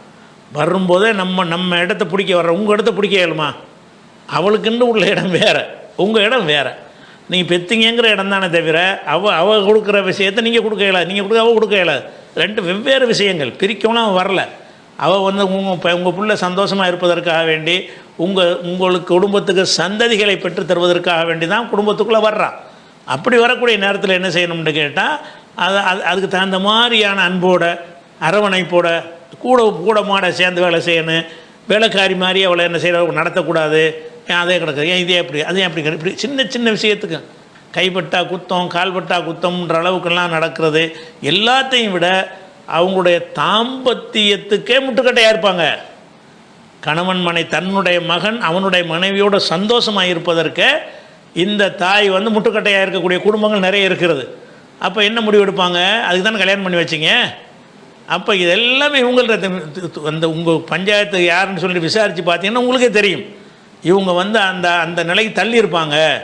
அது நீங்கள் யாருன்னு எனக்கு சம்பவம்லாம் தெரியாது, ஆனால் இதுதான் யதார்த்தம். அதனால் வந்து கணவன் மனைவியர் தனியாக போகிறத வந்து மார்க்கப்படி குற்றம் சொல்ல முடியாது. ஆனால் விரும்பினால் தாய் தந்தையரோடு இருக்கலாம் என்றால் எப்படி இருக்கணும் என்றால், நீங்கள் வந்து மருமகளாக வரக்கூடியவளை மகளாக பாவித்தால் ஒரு காலத்திலையும் மருமக வந்து உங்கள் மகனை கூட்டு போக மாட்டான். மகன் சந்தோஷமாக இருப்பதற்கு தான் வந்திருக்கிறா அப்படின்னு நினைத்து அவங்களுடைய மகிழ்ச்சிக்கு தகுந்தவாறு உள்ள எல்லாத்தையும் கல்யாண நேரத்தில் மட்டும் எல்லாம் செய்கிறீங்கல்ல, அதுக்கப்புறம் வந்து அவங்க சந்தோஷமாக இருக்கிறத எந்த தாயும் விரும்ப மாட்டேங்கிறாங்க. அதுதான் மகனுடைய சந்தோஷம் அதில் இருக்குன்னு விளங்குறத விட இந்த மருமக சந்தோஷமாக இருக்கிறாள அப்படி தான். அப்போ வந்து சில பழமொழியே சொல்லுவாங்க, அதாவது மகன் செத்தாலும் மருமக தாலி இருக்கணுங்கிற மனநிலை நிறைய மாமியாருக்கு இருக்குது. அதான் இவ தாலி இருக்கணும், மகன் செத்தாலும் பரவாயில்லை அப்படிங்கிற அளவுக்கெல்லாம் முத்தி போன மாமியார்கள்லாம் இருக்கிறாங்க. அதனால் வந்து தனியாக போவது மார்க்கத்தில் குற்றம் இல்லை, தனி விஷயம். அதுக்கு எந்த ஒரு அல்லாஹ் குர்ஆனில் என்ன செய்கிறான்னு கேட்டால், அஸ்கினு ஹுன்ன மின் ஹைது சக்கன்தும், நீங்கள் குடியிருக்கும் இடத்தில் அவங்களை குடியிருக்கும் மனைவிமார்களை குடியிருக்க வையுங்கள். உலாத்து லார்ரூ ஹுன்ன, அவங்களுக்கு நெருக்கடியை சிரமத்தை கொடுத்து விடாதீர்கள். லித்து லையுக்கோ அலைகின்ன, அவங்களுக்கு ஒரு நெருக்கடியை கொடுத்து சிரமத்தை உண்டாக்கிறாதீங்க. நெருக்கடி என்ன? இந்த மாதிரியான இடத்துல இருந்து கொண்டு அவங்கள சந்தோஷமாக இருப்பதற்கு தடை செய்யக்கூடிய காரியங்கள்லாம் இருக்கிற மாதிரி இருந்தால் செய்யாதீங்க. நல்லா என்ன செய்கிறான், 66வது சூறாவில் 6வது வசனத்தில் நல்லா கட்டளையிடுறான். அதே மாதிரி வாஷிரு ஹுன்னபில் மாரூஃபி, மனைவிமார்கிட்ட வந்து அழகான முறையில் நீங்கள் குடும்பம் நடத்துங்கள். பையன் கரைத்து மூகுன்ன, அவங்கள சில விஷயங்களில் உங்களுக்கு பிடிக்காவிட்டாலும் ஃபாசா அன் தக்ரஹு ஷையன், நீங்கள் ஒரு விஷயத்தை வெறுக்கலாம். எஜல் அல்லாஹுபி ஹைரன் கசீரா, அல்லாஹ் அதில் நிறைய நன்மைகளை வச்சுருப்பான், அதனால் வெறுத்துறாதீங்க, மனைவியோட சந்தோஷமாக இருங்க. அப்போ மனைவியோட சந்தோஷப்படுத்தல் என்பது வந்து உங்கள் மகன் வந்து அவருக்கு உள்ள கடமையை செய்கிறார் என்று பெற்றோர்கள் விளங்கிக்கிறங்க. வாழ்ந்து முடிஞ்சிட்டு நம்ம காலம் முடிஞ்சிருச்சு, இனிமேல் அடுத்த ஜனம் கொஞ்ச நாளில் போயிட போகிறோம், இனிமேல் அதுவும் தான் அப்படிங்கிறத யார் விளங்கி கொள்ளலையோ அவங்களுக்கெல்லாம் இந்த மாதிரி ஒரு நிலைமை வரும். அது போக நீங்கள் வந்து மாமியாருங்கிற முறையில் ஒரு ஆட்டம் போட்டு ரொம்ப அதிகாரம்லாம் செலுத்துவீங்க. எது வரைக்கும் செலுத்துவீங்க? உடம்புல முறுக்கு இருக்கிற வரைக்கும் பண்ணுவீங்க. ஒரு நரம்பு பிடிச்சி இழுத்து படுத்துட்டாங்கன்னு வைங்க, அப்போ உங்கள் மருமகள் தான் நீங்கள் வாழ வேண்டியிருக்கும். உங்கள் மருமக தான் உங்களை கவனிக்கணும், எல்லாமே செய்யணும், மன விருப்பத்தோடு அவள் செய்யணும். எப்போ செய்வா? அப்படி முன்னாடி நடத்திருந்தால் தான் செய்வான். நீங்கள் முன்னாடி அவளை மகள் மாதிரி நடத்தி இருந்தால் மட்டும்தான் அவளால் அப்படி செய்ய முடியும். நீங்கள் இப்போ வந்துட்டீங்க, நீங்கள் என்ன இளமையாக இருப்பீங்க, மாமியாராக இருந்தாலும் இளமையாக இருப்பீங்க, அந்த முறுக்கில் ஏதோ பேசி விட்டு போயிடுவீங்க. உங்கள் சொந்த காரியத்தை நீங்களே செய்யும் அளவுக்கு திரகாத்திரமாக இருக்கும்போது எல்லாம் செஞ்சுருவீங்க. அப்படியே எப்போ வண்டி ஓடுமா? ஒரு 5 வருஷம் 10 வருஷத்தில் என்னமாவும் நீங்கள் தளர்வீங்க, உங்களுக்கு ஒரு பிரச்சனை ஏற்படும், உங்களுக்கு படுத்த படுக்கையில் கிடக்க வேண்டிய வரும், உங்கள் காரியத்தை உங்களுக்கு செய்ய முடியாமல் வரும். அப்போ யார் உங்களை பார்ப்பா? அவள் தான் பார்க்கணும். எப்போ பார்ப்பா? மனசில் இடம் பிடிச்சாதானே பார்ப்பா. அவள் மனசில் உங்களுக்கு நல்ல இடம் கொடுத்தா தானே அவள் பார்ப்பா. தாய் மாதிரி பார்ப்பாங்க. அது பெண்களுக்கு இயல்பு. நல்ல கவனித்தல் என்பது பெண்களுடைய சுபாவத்தில் உள்ளது. ஆனால் நம்ம சுபாவத்துக்கு மாற்றமாக அப்படி ஆக்கிடுறோம். அதனால் வந்து இது தனியாக போகிறதுக்கெல்லாம் வந்து குற்றம் சொல்ல முடியாது. நீங்கள் விரும்புனீங்கன்னா தனியாக போகாமல் இருக்கக்கூடிய வேலையை நீங்கள் செய்யணும். அது உங்கள் கையில் தான் இருக்குது. விளங்கிக்கணும். அசதுல்லா கத்தார்லேருந்து கேட்குறாரு, நஜீஸ் பற்றி விளக்கம் தேவை. நஜீஸ் வகைகள் என்ன? நஜீஸ் பற்றால் அதை எவ்வாறு சுத்தம் செய்ய வேண்டும்? நஜீஸ் பற்றால் என்னென்ன வணக்கங்கள் செய்ய முடியாது அப்படின்னு கேட்குறாரு. நஜீஸுங்கிறத பொறுத்த வரைக்கும் அசுத்தம்னு சிலதை மார்க்கம் சொல்லியிருக்கிறது. இந்த அசுத்தங்கள் பிரச்சனை பூராவுமே வந்து தொழுகைக்கு மட்டும்தான் பஞ்சாயத்து. வழங்குதா? தொழுகை உங்கள் மேலே உடம்புல என்ன சாணி பட்டுருச்சுன்னு வைங்க, சாணிப்பட்ட நிலையில் நீங்கள் சாப்பிடலாம். பார்க்கறவர் பாருக்கு, அது ஒரு விஷயம். சாப்பிடுவதற்கு அது தடையாக நிற்குமா? தடையாக நிற்காது. சாணிப்பட்ட நிலையிலே நோன்பு வைக்கலாம், அது தடையாக நிற்குமா? நிற்காது. எது தடையாக நிற்கும்? தொழுவுறதுக்கு தடையாக நிற்கும். தொழு நஜீஸ் என்று எதை சொல்லுகிறோமோ அது வந்து உடம்பிலையோ நம்முடைய ஆடையிலையோ தொழுகையின் போது இருக்கக்கூடாது. அவ்வளோதான். தொழுகை இல்லாத நேரத்தில் எந்த நஜீஸ் பட்டாலும் நமக்கு அருவருப்பாக வேண்டாலும் இருக்கலாமே தவிர அந்த வணக்கங்களை ஏதாவது பாதிக்குமா? தஸ்பீ செய்வதற்கு நஜீஸ் பட்டுருச்சு சட்டையில் ஒரு சாக்கடையை தெரிச்சு விட்டு போயிட்டாங்கன்னு வைங்க, சுபஹானல்லாஹ் சொல்லுவது தடையாது. அதுக்கெல்லாம் கிடையாது. தொழுகைக்கு தான். தொழுகைக்கு மட்டும்தான் நம்ம மார்க்கத்தில் என்ன இருக்குது? ஃபஸ்ட்டு நம்ம விளைவிக்கணும், நஜீஸுடைய சட்டமே தொழுகையை தவிர வேறு ஒன்றுக்குமே கிடையாது. தொழுகைக்கு மாத்திரம் என்ன செய்யணும்? அல்ல, ஏன் அது கூட நம்ம சொல்கிறோம்ன்ற நம்மளா சொல்லலை. ரசூல் என்ன செய்கிறாங்கன்னா, லா துக்குபலு சலாத்துன் பிகைரி துஹூரின், சுத்தம் இல்லாமல் தொழுகை ஏற்கப்படாது. சுத்தம் என்பது ஒழு செய்வதையும் குறிக்கும், ஆடை உடம்புல நஜீஸு இல்லாமல் இருப்பதையும் குறிக்கும். அப்போ நஜீஸுடைய முதல் சட்டம் என்னன்னு கேட்டால், எந்த நஜீஸாக இருந்தாலும் சரி தொழுகைக்கு போகும்போது இல்லாமல் இருக்குது, அவ்வளோதான். தொழுகைங்கிற அந்த வணக்கத்தை செய்யும் பொழுது உடம்புல நஜீஸ் இருக்கக்கூடாது. நஜீஸ் என்னன்றது பார்ப்போம். உடம்புல நஜீஸ் இருக்கக்கூடாது, உடையில் நஜீஸ் இருக்கக்கூடாது, நீங்கள் தரையில் விரிக்கிற விரிப்பில் நஜீஸ் இருக்கக்கூடாது, எந்த ஏரியாவில் தொழுகிறீங்களோ அந்த இடத்துல நஜீஸ் இருக்கக்கூடாது. அப்போ இடம், உடை, உடல் மூன்றும் என்ன செய்யணும்? நஜீஸிலிருந்து தூய்மையாக இருக்க வேண்டும் என்பது அது மூணாவது கேட்ட விஷயத்துக்கான ஒரு பதில். அந்த நஜீஸ்னா என்ன அப்படின்னு கேட்டிங்கன்னா, நஜீஸ் என்பது மல ஜலம் நஜீஸ். மார்க்கத்தில் என்னது? மலமும் சிறுநீரும் என்னது? நஜீஸ் என்று இருக்கிறது. அது என்னண்டா வந்து ஒருத்தர் பள்ளிவாசலில் வந்து சிறுநீர் கழிச்சிடுவார். ஒரு ஆள் வந்து, பள்ளிவாசல்னா மண்ணு தானே. பள்ளிவாசல்னால் நம்ம முசைக்கு செலவுக்கள்லாம் கிடையாது, சாதாரண மண்ணு தான். மேலே ஒரு பந்தல் போட்டிருப்பாங்க. அங்கே வந்து ஏதோ ஒரு ஒதுக்குப்புறமாக இருக்குன்னு அவர் பாட்டு யூரின் போயிடுவார். ஒரு கிராமவாசி வந்து செஞ்சிருவார். அப்போ மக்கள்லாம் சத்தம் போட்டு பிடிக்க போவாங்க, விடுங்க அவர் சிறுநீர் கழித்து முடிக்கட்டும் அப்படின்னு சொன்னோன்னே அப்புறம் என்ன செய்கிறாங்க? ஒரு வாளி தண்ணியை கொண்டு வந்து அந்த இடத்துல ஊற்றி விடுங்கங்கிறாங்க. அப்போ வந்து அந்த தரை பகுதியில் சிறுநீர் கழிச்சிட்டாருன்னு சொன்னால் அதுக்கு மேலேயே தண்ணி ஊற்றுறாங்க. தண்ணி ஊற்றி கழுவி பூமியை கழுவ முடியும், அவ்வளோ சுரண்டு எடுத்து கழுவிட்டு நம்ம ஒரு கொட்டவ முடியும். தரையில் நஜிசுப்பட்டால் அதுக்கு மேலே தண்ணியை ஊற்றுறது தான். தரையை கழுவ முடியாது, துணினா கழுவி தனியாக எடுத்து வச்சிடலாம். பூமியை கழுவியை தனியாக எடுக்க முடியும், அதுக்கு தண்ணியை ஊற்றுங்கிறாங்க. இது புகாரில் 220வது ஹதீஸில் இருக்கிறது. அது ஒரு விஷயமா இருக்கிறது. அது மாதிரி ரசூல்லாட்ட ஒரு சின்ன பையனை கொண்டு வர்றாங்க, மடியில் மூத்திரம் பெஞ்சிருந்தான் சின்ன பையன். அப்போ ரசூல்லா என்ன செய்கிறாங்கன்னு கேட்டால், அந்த பால் மட்டும் குடிச்சிக்கிட்டு இருக்கிற பையன், உணவு சாப்பிடாத பையன் கொண்டு வரும்போது அந்த சிறுநீர்களையும் தண்ணியை தெளிச்சுக்கிட்டாங்க. வேறு ஒரு சந்தர்ப்பத்தில் உணவு சாப்பிட்ற குழந்தை கொண்டு வரும்போது கழுவுனாங்கன்னு வருது. அது குழந்தை வந்து பால் மட்டும் குடிக்கக்கூடிய பிள்ளையாக இருந்தால் அதனுடைய சிறுநீர் வந்து கழுவணுங்கிற அளவுக்கு முக்கியத்துவமானது கிடையாது. சும்மா தண்ணியை தெளிச்சுக்கிட்டால் போதும், அதுவும் நஜீஸு தான், தண்ணியை தெளிச்சுக்கிட்டால் போதும். அதே நேரத்தில் வந்து பெரிய பிள்ளையாக இருந்துச்சின்னு வைங்க, அப்படி இருந்தால் அதை கழுவணுங்கிற ஒரு விஷயம். இந்த விஷயம் வந்து முஸ்லீமில் வரக்கூடிய ஒரு ஹதீஸில் இது இருக்கிறது. அதே மாதிரி வந்து ரசூலுல்லாஹ்வுடைய காலத்தில் வந்து நாய் அதான் சிறுநீர் கழிக்கிறாங்கன்னு வைங்க, மண் பகுதியில் காஞ்சிட்டா சுத்தமாயிரும். யூரின் வந்து அசுத்தமாக இருந்தாலும் அதை வந்து காஞ்சி போச்சுன்னு வைங்க, அந்த இடத்துல யூரின் போச்சு நீங்கள் பார்க்க தேவையில்லை, காஞ்சிட்டா அது சுத்தம். எதை வச்சு சுத்தம்னு சொல்கிறோம்னு கேட்டால், ரசூலுல்லாஹ்வுடைய காலத்தில் புகாரில் 174வது ஹதீஸில் வருகிறது. ரசூலுல்லாஹ்வுடைய காலத்தில் வந்து மஸ்ஜித் நபியில் ரசூலுல்லாஹ்வுடைய பள்ளிவாசலில் நாய்கள் வந்து சிறுநீர் கழித்து விடும். அங்கிட்டு இங்கிட்டு ஓடிக்கொண்டிருக்கும். பள்ளிவாசலுக்குள்ளே மண்ணு தானே, இங்கிட்ட அங்கிட்டு ஓடிக்கிட்டு இருக்கும். போகும்போது இடத்துல சிறுநீர் யூரின் கழிச்சிடும். அப்போ வந்து உளம் எக்கும்னு எருசூனை செய்யணும்னு தாளிக்க, அதுக்காக வேண்டி எந்த ஒரு தண்ணீரையும் தெளிக்க மாட்டார்கள், பேசாமல் விட்டுருவாங்க. அது காஞ்சா சுத்தமாயிரும். அதான் பூமிக்கு மாத்திரம் நஜீஸ் இருந்தாலும் எடுக்கிற மாதிரி மலம் மாதிரி நஜீஸாக இருந்தால் தள்ளி விட்டுடலாம். யூரின் மாதிரி நஜீஸாக இருந்துச்சுன்னு சொன்னால் அது வந்து காஞ்சிட்டா நஜீஸ் இல்லது. அதாவது எந்த பூமியும் நஜீஸாக இல்லாமல் இருக்குது, எங்கேயுமே தொழுவ முடியாது. எந்த ஒரு பூமியாக இருந்தாலும் எந்த ஒரு காலத்துலையாவது என்னமோ அதில் பட்டு தான் இருக்கும். அதை நம்ம பார்க்க சொல்லலை. தரையை பொறுத்த வரைக்கும் அந்த ஈரமோடு அந்த சிறுநீர் கழித்து ஈரத்தோடு இருந்துச்சின்னு சொன்னால் அதுக்கு தான் ஒரு சட்டம் இருக்குது. காஞ்சி போச்சுன்னு சொன்னால் அதை கழுவணுன்ற அவசியம் கிடையாது என்பதை நம்ம பார்க்கணும். அது ஒரு விஷயமாச்சு. அதே மாதிரி ரத்தம் இருக்குல்ல, ரத்தம் வெளிப்பட்ட ரத்தம் இருக்குல்ல, வெளியேறுகிற ரத்தம், அந்த வெளியேற ரத்தம் வந்து ஓடுற ரத்தம் இருந்துச்சின்னு சொன்னால் அது அசுத்தமாக இருக்கிறது. ஏன்னு கேட்டால் பெண்களுக்கு அந்த மாதவிடாய் வந்து இந்த ரத்தமெல்லாம் படும் பொழுது அது ரசூலுல்லாஹ் என்ன செய்வாங்க, அதை நல்லா கழுவி இது பண்ணிவிட்டு தொழுவுங்கன்னு சொல்லுவாங்க. அந்த மாதவிடாய் ரத்தம் பட்ட துணியை வந்து கழுவிட்டு தொழுவுங்கம்பாங்க. இது புகாரில் 307வது ஹதீஸில் இருக்கிறது. அதே மாதிரி வந்து ஆடு மாடுகள் அதனுடைய விட்டைகள் கூட அது கூட நஜிச்சு தான். ஆட்டு புழுக்க, கழுத விட்டை, இதுகள்லாம் வந்து என்ன இருக்குது, அது வந்து ஈரமாக இருந்தாலும் சரி காஞ்சி இருந்தாலும் சரி அது நஜீஸ் தான்.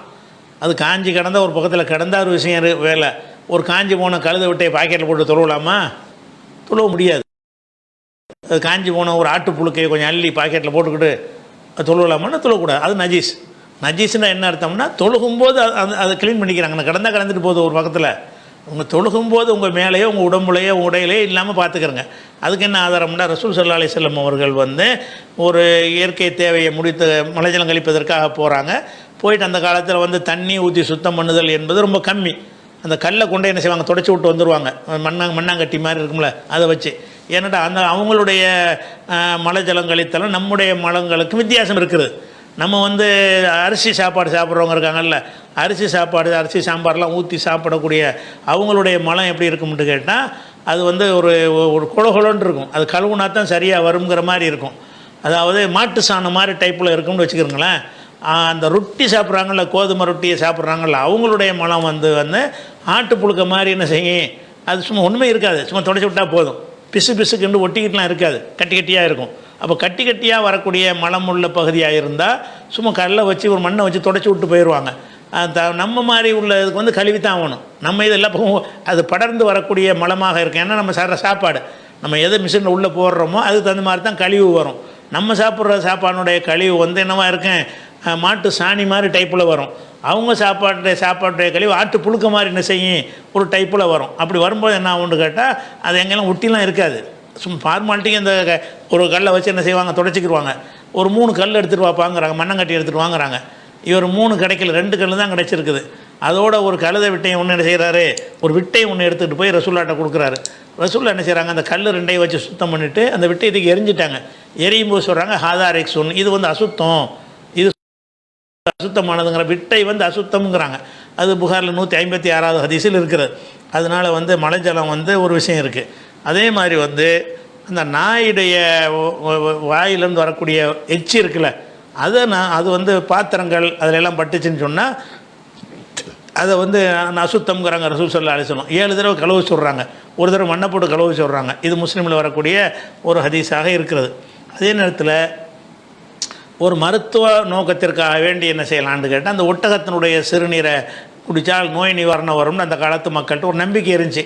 அந்த நம்பிக்கை பிரகாரம் ஒட்டகத்தினுடைய சிறுநீரை குடிக்க சொன்னாங்கங்கிற ஒரு ஹதீஸ் வந்து புகாரில் 233வது ஹதீஸ்லையும் 1501, 3018, 4192, 4610, 5685, 5686, 5727, 6802, 6804, 6805, 6899 இந்த ஹதீஸ்லாம் இருக்கிறது. அதனால நஜீஸ்ன்னு அவ்வளவுதான். சரியா? சரி. அடுத்து ஒருத்தர் கேட்குறாரு, பொதுவாக பிரசங்கங்கள் துவக்கத்தில் ஹம்து சலவாத்து கூறி துவங்குவது சுன்னத்தான நடைமுறை என்பதை அனைவரும் அறிந்ததே. நீங்களும் உங்களை சார்ந்தவர்களும் இரண்டாவது ஹுத்பாவுக்கு ஹம்து சலவாத்து சொல்லாது ஏன்? குர்ஆன் ஹதீஸ் அடிப்படை விளக்கம் தருவோம். அதுபோல் முதல் ஹுத்பாவை தொடர் தலைப்பில் பேச அது என்ன தினசரி சொற்பொழிவு மேடையா?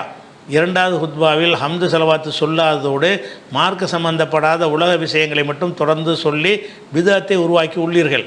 இதனையே தௌஹீது சிந்தனை கொண்ட அனைவரும் பின்பற்றுகிறார்கள். அப்படி ஒரு உலக விஷயத்தில் விழிப்புணர்வு ஏற்படுத்த வேறு சந்தர்ப்பத்தை பயன்படுத்தலாமே?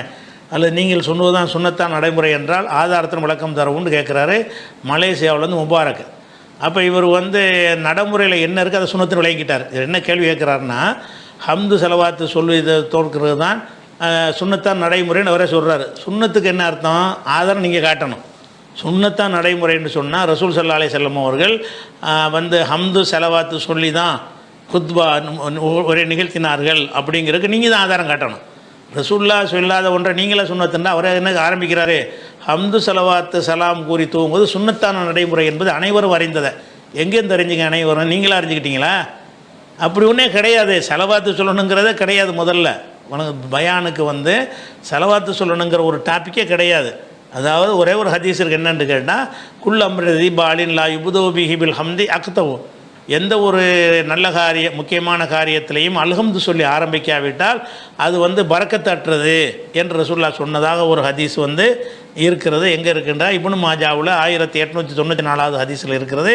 அதனுடைய அறிவிப்பாளரில் குர்ரா என்று ஒரு ஆள் வர்றாரு. இவர் ஒரு பலவீனமான ஒரு ஆள். அதே மாதிரி இவர் இப்னு மொயின், அஹ்மது இப்னு ஹம்பல், அபு சுரா, அபு ஹாத்தம் ராசி, நசை போன்றவர்கள்லாம் அவரை பலவீனமானவர்னு சொல்லியிருக்கிறாங்க. இதே கருத்தில் தாரகுத்தினிலையும் அந்த ஹதீஸ் இருக்கிறது. அவரே தாரகுத்தினியும் அது கீழே என்ன போடுறாருன்னா, குர்ரா லேசபி கவியின் ஃபில் ஹதீஸே, இந்த குர்ரா என்பவர் ஹதீஸ் கலையில் பலமான ஆள் கிடையாது. தாரகுத்தினி அல்ஹம்து சொல்லி ஆரம்பிக்கணும்னு சொன்னவரை அந்த ஹதீஸ் அறிவிச்சுட்டு இது சரியான ஹதீஸ் இல்லைன்ட்டார். எதுவும் செலவாத்துக்கு வர கிடையாது, அம்துக்கு தான் வந்திருக்குது. அதே மாதிரி இது வேறு 2 அறிவிப்பாளர்கள் வழியாக வந்திருக்கிறது. சதக்கா என்பவரும் முகமது பின் சயீத் 2 பேர் அறிவிக்கிற வேறு 2 அறிவிப்புகளும் இருக்கிறது. லைஃபானி அது 2ம் பலவீனமாக இருக்கிறது. 3 ஆளுக்கு வழியாக தான் இது வந்திருக்கிறது. எல்லாமே பலவீனமானது என்று சொல்லிடுறாரு. அதே மாதிரி ஹுத்துபாவுடைய ஷர்த்துங்கிற என்னன்னு கேட்டால், அகல்லுமா யஸ்துக் அலைஹி இஸ்முல் ஹுத்பதி உர்ஃபன், பழக்கத்தில் உரை என்று சொல்லப்படுற அளவுக்கு எது இருக்குமோ அதுக்கு பேர் தான் ஒரு ஹுத்பா. ஹுத்துபாங்கிறதுக்கு எந்த ஒரு ருக்குன்னு கிடையாதுங்கிறாரு இப்னு ஹஸ்ம் சொல்கிறார். ஏன் அதை சொல்கிறாருன்றது ஆதாரம் இல்லாதனால. ஹுத்துபாண்ட உரைன்னு சொல்கிற மாதிரி இருக்கணும், அவ்வளோதான். எதை உரை என்று மனித உலகம் ஏற்றுக்கொள்ளுமோ அதுக்கு பேர் தான் ஹுத்துபா. அப்போ ருக்குனுல் ஹுத்துபத்துல் வஹீத், ஹுத்துபாவுடைய ஒரே ருக்குன், ஒரே கண்டிஷன் என்னவென்று கேட்டால், அகல்லுமா யஸ்துக் அலைஹி இஸ்முல் ஹுத்துபத்தி ஒரு ஃபன், ஹுத்துபாங்கிற பேரை பழக்கத்தில் எதுக்கு சொல்லப்படுமோ அந்த அளவுக்கு இருக்க வேண்டும் என்று இப்னு ஹஸ்ம் அவர்கள் என்ன செய்கிறாங்கன்னா, ஏன் இதை சொல்கிறாங்கன்னு கேட்டால், ஹுத்துபாவுக்கு எந்த ஒரு ஷரத்துங்க நீங்களாக சொல்லிகிட்டு இருக்கிறீங்க, ஹம்து ஓதணும், செலவாத்து ஓதணும், அது ஓதணும்ல நீங்களாக சொல்லிகிட்டு இருக்கிறீங்க. நீங்களாக சொல்லிக்கிட்டு சுன்னத்துங்கிறீங்க. நீங்கள் தான் பிதத்தை உண்டாக்குறீங்க, அதை தான் சொல்லணும்னு சொல்லி. அது இல்லைன்னு சொன்னால் நம்ம பக்கம் விடப்பட்டிருக்கு. நீங்கள் விரும்பினா அல்ஹம்து ஓதிக்கிறீங்க, விரும்பினா நேரடியாகவே உரைய ஆரம்பித்தாலும் அதில் குற்றம் வராது. அது ஒன்று இருக்குது. அதே மாதிரி இப்னு தைமியாவும் சொல்கிறார், பல் லாபுத்த மின் முசம்மல் ஹுத்துபதி உர்ஃபன், பழக்கத்தில் ஹுத்துபான்னு சொல்லப்படுவதற்கு தகுதியானதாக இருக்க வேண்டும், அவ்வளவுதான் அப்படின்னு சொல்கிறார். அதே மாதிரி சில ஹுத்துபாவுக்கு சில ஃபுக்கஹாக்கள் சில ஷர்த்துகள் போட்டிருக்கிறாங்கல்ல, அந்த ஷர்த்து போடுறதுக்கு சரியில்லாத ஆட்சேபனை இருக்குது. ஏன்னா அவங்க சொல்லக்கூடிய எந்த ஒரு ஷர்த்துக்கு குர்ஆன் ஹதீஸில் ஆதாரம் கிடையாது அப்படின்னு சொல்லிட்டு செய்கிறாருன்னா, இதெல்லாம் ஹுத்துபாவுக்கு அழகு சேர்க்கக்கூடியதுங்கிறார். நீ ஹம்து செலவாத்து என்ன சொல்லிக்கிட்டீங்கன்னு சொன்னால் அது ஹுத்துபாவுக்கு அழகு, இவராக சொல்கிறாரு, அழகு சேர்க்கும்னு சொல்லலாமே தவிர அதை அவசியம்னு சொல்லுவது தப்புங்கிறார் அவர். அதே மாதிரி இது செலவாத்துக்கு வரவே இல்லை எங்கேயுமே. ஹுத்துபாவுக்கு முன்னாடி செலவாத்து சொல்லணுங்கிறது கிடையாது. ஹம்துக்கு தான் பேசுகிறோம், அதுக்கு எந்த ஒரு ஆதாரபூர்வமான ஹதீஸும் கிடையாது. அதே மாதிரி திருமதியில் ஒரு ஹதீஸ் இருக்கிறது, குல்லு ஹுத்துபத்தின் லைஸ ஃபிஹா தஷஹுதுன், எந்த ஒரு ஹுத்துபாவில் தஷஹூது இல்லையோ, தஷஹூதுன்னா அஷஹது அல்லா இலாஹ இல்லல்லா, அஷஹது அன்ன முஹம்மது ரசூலுல்லாஹ்க்கு பேர் தஷஹூது. இது தஷஹுது எதில் இல்லையோ ஃபொஹிய கல் எதில் ஜதுமா, அது வெட்டுப்பட்ட கையை போல, அது வந்து ஒரு குறைபாடு உடையது என்ற ஒரு கருத்தில் ஒரு ஹதீஸ் இருக்கிறது. அந்த ஹதீஸ் அறிவிக்கிறாள் திருமதியில் வருதில் அபு ஹிஷாம் அர் ரிஃபாயின்னு ஒரு ஆள் அறிவிக்கிறாரு. இவர் வந்து பலவீனமான ஒரு ஆள் ஒன்று. அதே மாதிரி வந்து முஸ்லீம் இமாம்கிட்ட வந்து கேட்குறாங்க, இந்த ஹதீஸை பற்றியது எந்த ஹுத்துபாவில் தஷஹுது இல்லையோ அது வந்து பரக்கத்தட்டுறதுன்னு வருது அப்படின்னு கேட்டவுடனே அப்போ முஸ்லீம் இமாம் சொல்கிறாங்க, லம் எர்வி ஹாதல் ஹதீஸ் அன் ஆஸ்மின் அன் குலைவின் இல்லை அப்துல் வாஹித் இப்னு ஜியாத், அப்துல் வாஹித் இப்னு ஜியாத் தான் இதை அறிவித்திருக்கிறாரு, வேறு யாரும் இதை அறிவிக்கவில்லை அப்படின்னு முஸ்லீம் சொல்கிறாரு. அப்படின்னு என்ன அர்த்தம்? அப்துல் வாஹித் பலவீனம்னு அர்த்தம். இந்த செய்தியை அப்துல் வாஹித் இப்னு ஜியாத் என்பவர் வழியாக மட்டும்தான் வந்திருக்கிறது அப்படின்னு சொன்னாலே அவர் பலவீனப்படுத்துகிறாருன்னு அர்த்தம். அப்போ என்ன செய்கிறாருன்னு கேட்டால் பைஹக்கி கேட்குறாரு, அப்போ அபு ஹிஷாம் ரிஃபாயி அறிவித்திருக்கிறாரு வேறு அபு ஹுரைரா வழியாக அப்படின்னு கேட்கும் பொழுது அவர் என்ன செய்கிறாருன்னா அபு ஹிஷாமை பற்றி அறிஞர்கள் விமர்சனம் பண்ணியிருக்கிறார்கள் அப்படின்னு சொல்லிட்டு அவர் பதில் சொல்கிறார். அப்போ அதில் என்னென்ன அபு ஹிஷாம் வழியாக வர்ற ஹதீஸும் அவரும் சரியில்லாத ஆள். எந்த அளவுக்கு ஒன்று அவரை பற்றி சொல்கிறாங்க, அல்லாஃபுனா தலபன் கராயிப, இவர் வந்து ரொம்ப தேடுதலில் பலவீனர், அதிகமாக தேட மாட்டார். தேடி ஒரு ஹதீஸன் ஒரு விஷயத்தைனா தேடி எடுத்து உங்களுக்கு சொல்லணும்ல, அப்போ ரொம்ப வீக்கான ஒரு ஆள். அக்சரனா கராயிப, புது புது செய்தியாக ரொம்ப சொல்லுவார் இவர் அப்படின்னு சொல்லி இவரை பற்றி விமர்சிச்சிருக்கிறாங்க. அதனால் அதுவும் சரியில்லை. அதே மாதிரி இந்த கருத்து வந்து அபுதாவுதுலையும் வருது, அதில் அப்துல் வாஹித் இப்னு ஜியாத் தான் வர்றாரு. இந்த அப்துல் வாஹித் இப்னு ஜியாத் என்பவர் வழியாக ஆக கடைசியில் குத்துபா ஓதும் பொழுது அல்ஹம்து ஓதனம் என்பதும் ஷர்த்து கிடையாது, பலவீனமான செய்தியாக இருக்குது. தஷஹுது ஓதனம்ங்கிறது கிடையாது, சலவாத்து ஓதனம்ங்கிறது பலவீனமான ஹதீஸ் கூட கிடையாது. முதல் ஹுத்துபாவுக்கு நீங்கள் ரெண்டாவது ஹுத்துபாவுக்கு ஓதலான்னு கேட்குறீங்க, முதல் ஹுத்பா பெரியவர்களே தாய்மாரோட ஆரம்பித்தா கூட தப்பு கிடையாது. ஏன்னு கேட்டால் இதெல்லாம் வழக்கத்தில் வந்துட்டதுனால நீங்கள் சுண்ணத்து விளங்கிட்டீங்க. எதனால் விளங்கிட்டீங்க? இப்படியே சொல்லி சொல்லி பழகின பிறகு இதான் சுண்ணத்து போல இருக்குது, பிதாத்த சுண்ணத்தை நீங்கள் விளங்கிட்டு சரிங்களே தவிர இது வந்து யார் அதை சொல்லணும்னு சுண்ணத்துன்னு சொல்கிறாங்களோ அவங்க தான் ஆதாரம் காட்டணும். இதெல்லாம் சுண்ணத்துன்னு செலவாத்து சுண்ணத்துங்கிறதுக்கு ஆதாரத்தை எனக்கு அனுப்புங்க, யாராவது உங்கள்கிட்ட சொல்லியிருப்பார்களே. ஆனால் முதல் ஹுத்துபாவுக்கே செலவாத்து தேவையில்லைங்கிறானே, நீங்கள் ரெண்டாவது ஹுத்துபாவுக்கு பேசுகிறீங்க. அது போக வந்து ஹுத்துபாங்கிறதுக்கு வந்து உரை, அவ்வளோதான். உரைன்னு சொல்கிற அளவுக்கு இருக்கணும். அப்போ உரைன்னு சொல்கிற அளவுக்கு தானே பண்ணுறோம். 5 நிமிஷம் பண்ணாலும் உரை தான், 1 மணி நேரம் பண்ணாலும் உரை தான். அதில் வந்து உலக விஷயம் பேசக்கூடாது அப்படிங்கிற ஏதாவது இருக்கானா? அப்படிலாம் கிடையாது. தேவையானதை பேசலாம். உலகம் மார்க்கம்னு பெரிய உலக விஷயத்தை மார்க்கத்தில் சொல்லப்படலையா? குரானில் சொல்லப்படலையா உலக விஷயத்தையெல்லாம்? குரானில் எக்கச்சக்கமான உலக விஷயத்தை எல்லாம் பேசுகிறானே, கழுதை குதிரை கோவம் இருக்கிறதுலாம் எல்லாம் உங்களுக்கு படைச்சிருக்கிறான், நீங்கள் அதெல்லாம் படைப்பான்ங்கிறான். அதை பற்றி சிந்திங்க, இதை பற்றி சிந்திங்க, மழையை பற்றி சிந்திங்க, இது மழைகளை பற்றி சிந்திங்க, அது மாதிரி கால்நடைகளை பற்றி சிந்திங்க, பால் எப்படி வருதுன்னு சிந்திங்கன்னு சொல்லி எவ்வளோ விஷயங்கள் எல்லாம் சொல்கிறான். அதெல்லாம் என்ன மார்க்க விஷயங்கள்? அதெல்லாம் உலக விஷயம் தானே. வானம் பூமியை படைத்ததை பற்றி சிந்திங்க, எல்லாமே என்னது உலக விஷயம். பூமியை படைத்ததை பற்றி சிந்திங்கன்னா இந்த ஒட்டகத்தை பார்க்கவில்லையா, பூமியை பார்க்கவில்லையா, அதை பார்க்கவில்லையான்னு கேட்குறானே. மார்க்கத்தில் வந்து தடுக்கப்படாத எல்லாமே மார்க்க விஷயந்தான். உலக விஷயம் பேசக்கூடாதுலாம் கிடையாது. அதனால் இதை பிதத்துங்கிறீங்க. அதாவது நீங்களாக ஒன்றை வந்து பிதத்தை உண்டாக்கி வைத்துக்கொண்டு அதை நாங்கள் செய்யலைங்கிறதுனால நீங்கள் பிதத்துங்கிறீங்க. நீங்கள் இதை புதுசாக சில ஹம்து செலவாத்தை உண்டாக்குறீங்களா, அதுக்கு பேர் தான் பிதத்து. நாங்கள் வந்து ஹுத்துபா உரைன்னா என்ன செய்யலாம்? உரைன்னு சொல்கிற அளவுக்கு இருந்தால் போதும். விரும்பினோம்னா ஹம்து சொன்னால் அது நம்மளாக சொல்லிக்கொள்வது, அது பிதத்தில் வர நம்மளாக அல்லாஹ் புகழ்ந்துட்டு சொல்கிறோன்னு அர்த்தம். இல்லைன்னு சொன்னால் அன்பிற்குரிய சகோதரர்களே பெரியோர்களேன்னு ஒருத்தர் ஆரம்பித்தார்னு சொன்னால் அதில் எந்த ஒரு குற்றமும் கிடையாது, அதை விளங்கிக்கணும். அதுக்கடுத்து வந்து சூரத்துல் ஜின் அத்தியாயத்தில் ஜின்கள் ரசூல் ஸல்லல்லாஹு அலைஹி வஸல்லம் காலத்திற்கு முன்போரை வானலோகம் சென்று மலக்குகள் உரையாடலை கேட்டு பூமியில் உள்ள மனிதர்களின் கூட்டாளிகளுக்கு சில செய்திகளை அறிவித்து கொடுப்பார்கள் என்று உள்ளது. ஆகையால் நாம் சூனியம் பற்றி புரிந்து கொள்ளும்போது ரசூல் ஸல்லல்லாஹு அலைஹி வஸல்லம் அவர்களுக்கு முன்பின் என்று தான் புரிந்து கொள்ள முடியும். நாங்கள் சூனியம் பற்றி பேசும்போது அப்படி பேசுவதில்லை. சூரா ஜின்னில் மனிதர்களிடம் ஜின்கள் நட்பு பாராட்டி வந்தது கூறப்படுகிறது, நீங்கள் அதை மறுக்கிறீர்கள் அப்படின்னு கேட்குறார். அதாவது இந்த கடந்த காலங்களில் என்ன செய்வாங்கன்னு கேட்டால் ஜின்கள் வந்து வானுலகம் வரைக்கும் போவாங்க, ஒட்டு கேட்பாங்க. ஒட்டு கேட்டு வந்து என்ன செய்வாங்க, அந்த சைத்தான்களுடைய சூனியக்காரனுடைய ஜோசியக்காரனுடைய உள்ளத்தில் கொண்டே இதை போடுவாங்க. அவங்க அதோட 10 செய்தியை கூட சேர்த்து என்ன செய்வாங்க, ஜோசியம்னு சொல்லுவாங்கன்னு ஒன்று இருந்தது. அது ரசூலுல்லாஹ் காலத்துக்கு பிறகு தடுக்கப்பட்டுருச்சு. தீப்பந்தங்களால் எரியப்படுவாங்க, இனிமேல் வானுலகத்தை நெருங்கி யார் போக முடியாது, ஜின் சைத்தான்கள் போக முடியாதுன்னு தடுக்கப்பட்டுருச்சுன்றதை நம்ம சொல்கிறோம். இவர் என்ன கேட்குறாருன்னா, அப்படிலாம் சொல்லும் பொழுது சூனியத்துக்கு நீங்கள் எப்படி சொல்லலாமே, சூனியமும் செய்தான்கள் ஜின்கள்லாம் போய் கேட்டு வந்து செய்வாங்கன்னு சொல்லலாமேங்கிறார். அப்படி சொல்ல முடியாது.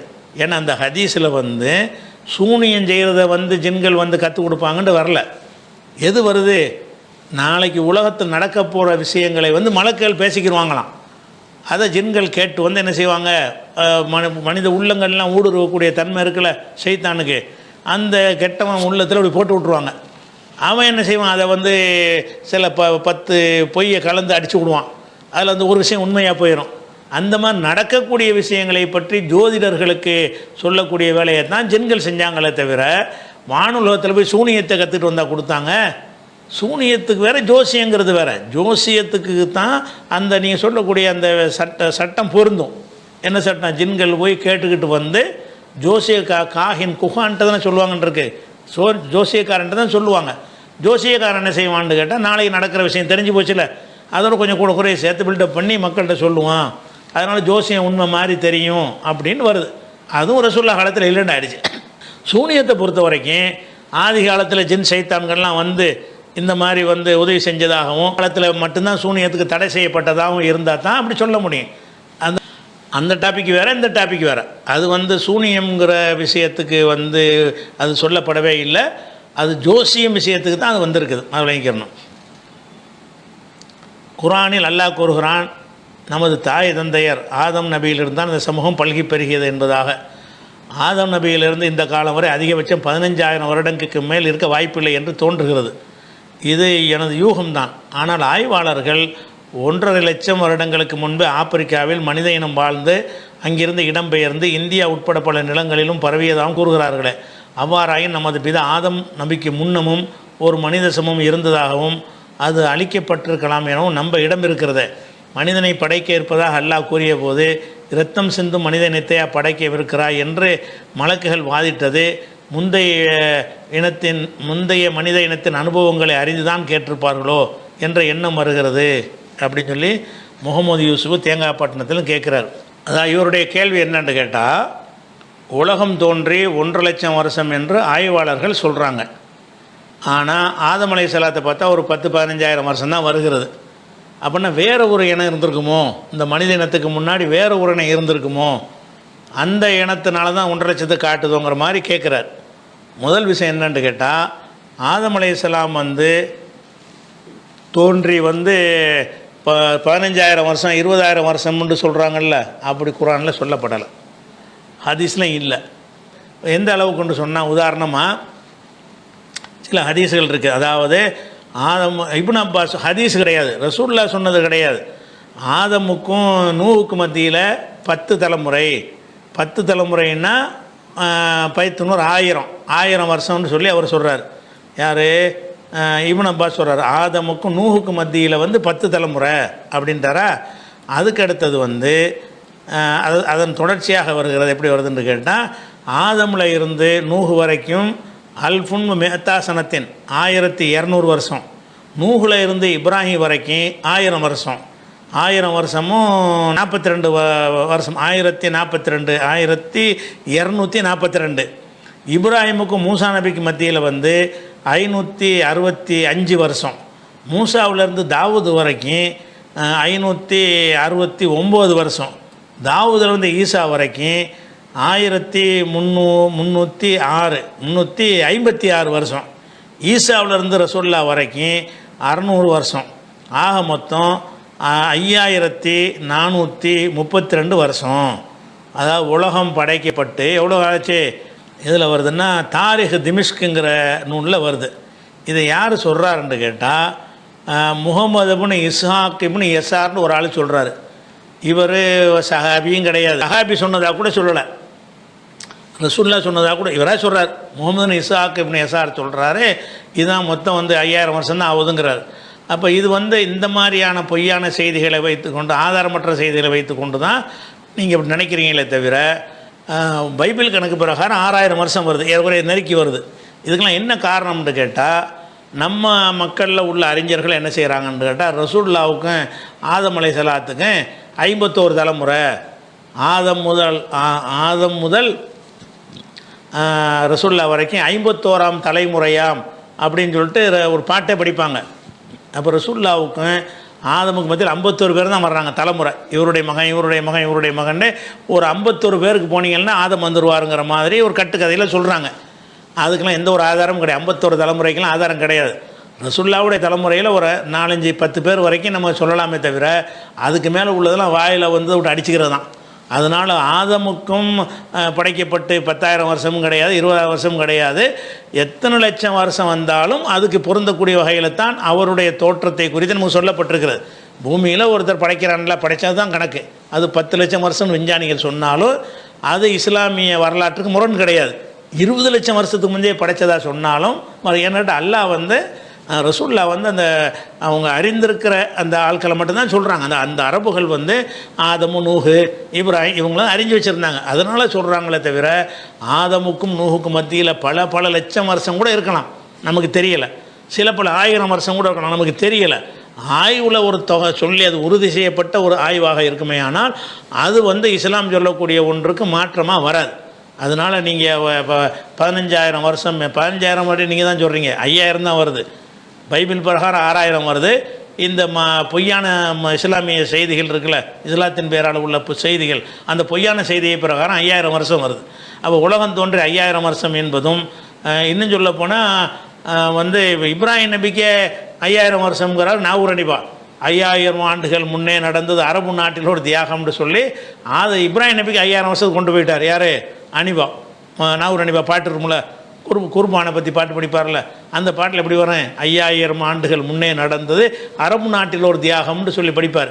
அந்த இதில் 5,000 வருஷங்கிறாரு. யார்? இஸ்மாயில் நபி குர்பானி கொடுத்த போனதை வந்து 5,000 வருஷத்துக்கு முந்திங்கிறார். எல்லாம் பொய். இப்ராஹிம் நபி செஞ்சாங்கன்னு சொல்லணுமே தவிர இது வருஷ கணக்கில் நீங்கள் போடுவது எல்லாமே கற்பனையானது தான். அதனால் ஆதம் அலைஹிஸ்ஸலாத்துக்கும் அது பொருந்தும். பல லட்சம் வருஷம் சொல்கிறானா அது உறுதியான விஷயமா? அப்போ தான் ஆதம் அலைஹிஸ்ஸலாம் படைக்கப்பட்டார், அவ்வளோதான். எல்லாத்தையும் நமக்கு சொல்லப்பட கிடையாது. சில உங்களுக்கு தேவையான விஷயங்களை எல்லாம் சொல்லியிருக்கிறான். உங்களுக்கு சில நபிமார்களை பற்றி சொல்லியிருக்கிறோம், உங்களுக்கு சொல்லாத பல நபிமார்கள் இருக்கிறார்கள்னு எல்லாம் குர்ஆனில் சொல்லிவிட்டான். அது போக ஏற்கனவே ஒரு மனிதனை இருந்து அந்த இனம் அழிக்கப்பட்டிருக்குமோ அதைத்தான் சொல்கிறானோன்னு நீங்கள் கேட்குறீங்கல்ல, அது ஊகமான விஷயம். ஒரு ஆதமத்தை எல்லாம் படைச்சதாக சொல்லி காட்டுறான். ஏற்கனவே ஒரு மனிதன் இனம் இருந்ததாக எல்லாம் சொல்லி காட்டவே இல்லை. மலக்குகள் ஏன் கேள்வி கேட்டாங்கன்னா அது கேள்வி கேட்கலாம். ஏன்னு கேட்டால் மலக்குகளுக்கு இந்த பகுத்தறிவு இல்லாமல் படைப்பாக இருக்கிறாங்க. அல்ல படைக்கப்படுது ஹலீஃபா படைக்க போகிறாங்கிறான். ஹலீஃபான்னு சொன்னால் பொண்டாட்டி பிள்ளையோட வாழ்ந்து சந்ததியை பெருக்கிறவன் அர்த்தம். ஹலீஃபா என்று சொன்னால் வழித்தோன்றல்களாக வரக்கூடிய சமுதாயம்னு அர்த்தம். ஹலீஃபான்னா பிரதிநிதின்னு தப்பாக அர்த்தம் செய்வாங்க, அப்படி அர்த்தம் கிடையாது. ஹலீஃபான்னு சொன்னால் புள்ள குட்டி பெறக்கூடியவன் அர்த்தம். அப்போ சந்ததிகள் மலக்குகள் அப்படி கிடையாதுல்ல. மலக்குகள் வந்து புள்ள குட்டி பெற மாட்டாங்க, பொண்டாட்டிலாம் கிடையாது அவங்களுக்கு, ஆணு பெண்ணு உங்களுக்கு கிடையாது. படைக்கக்கூடிய படைப்பு எப்படி இருக்குன்னா ஹலீஃபாவாக இருக்கும். ஹலீஃபான்னு என்ன அர்த்தம்?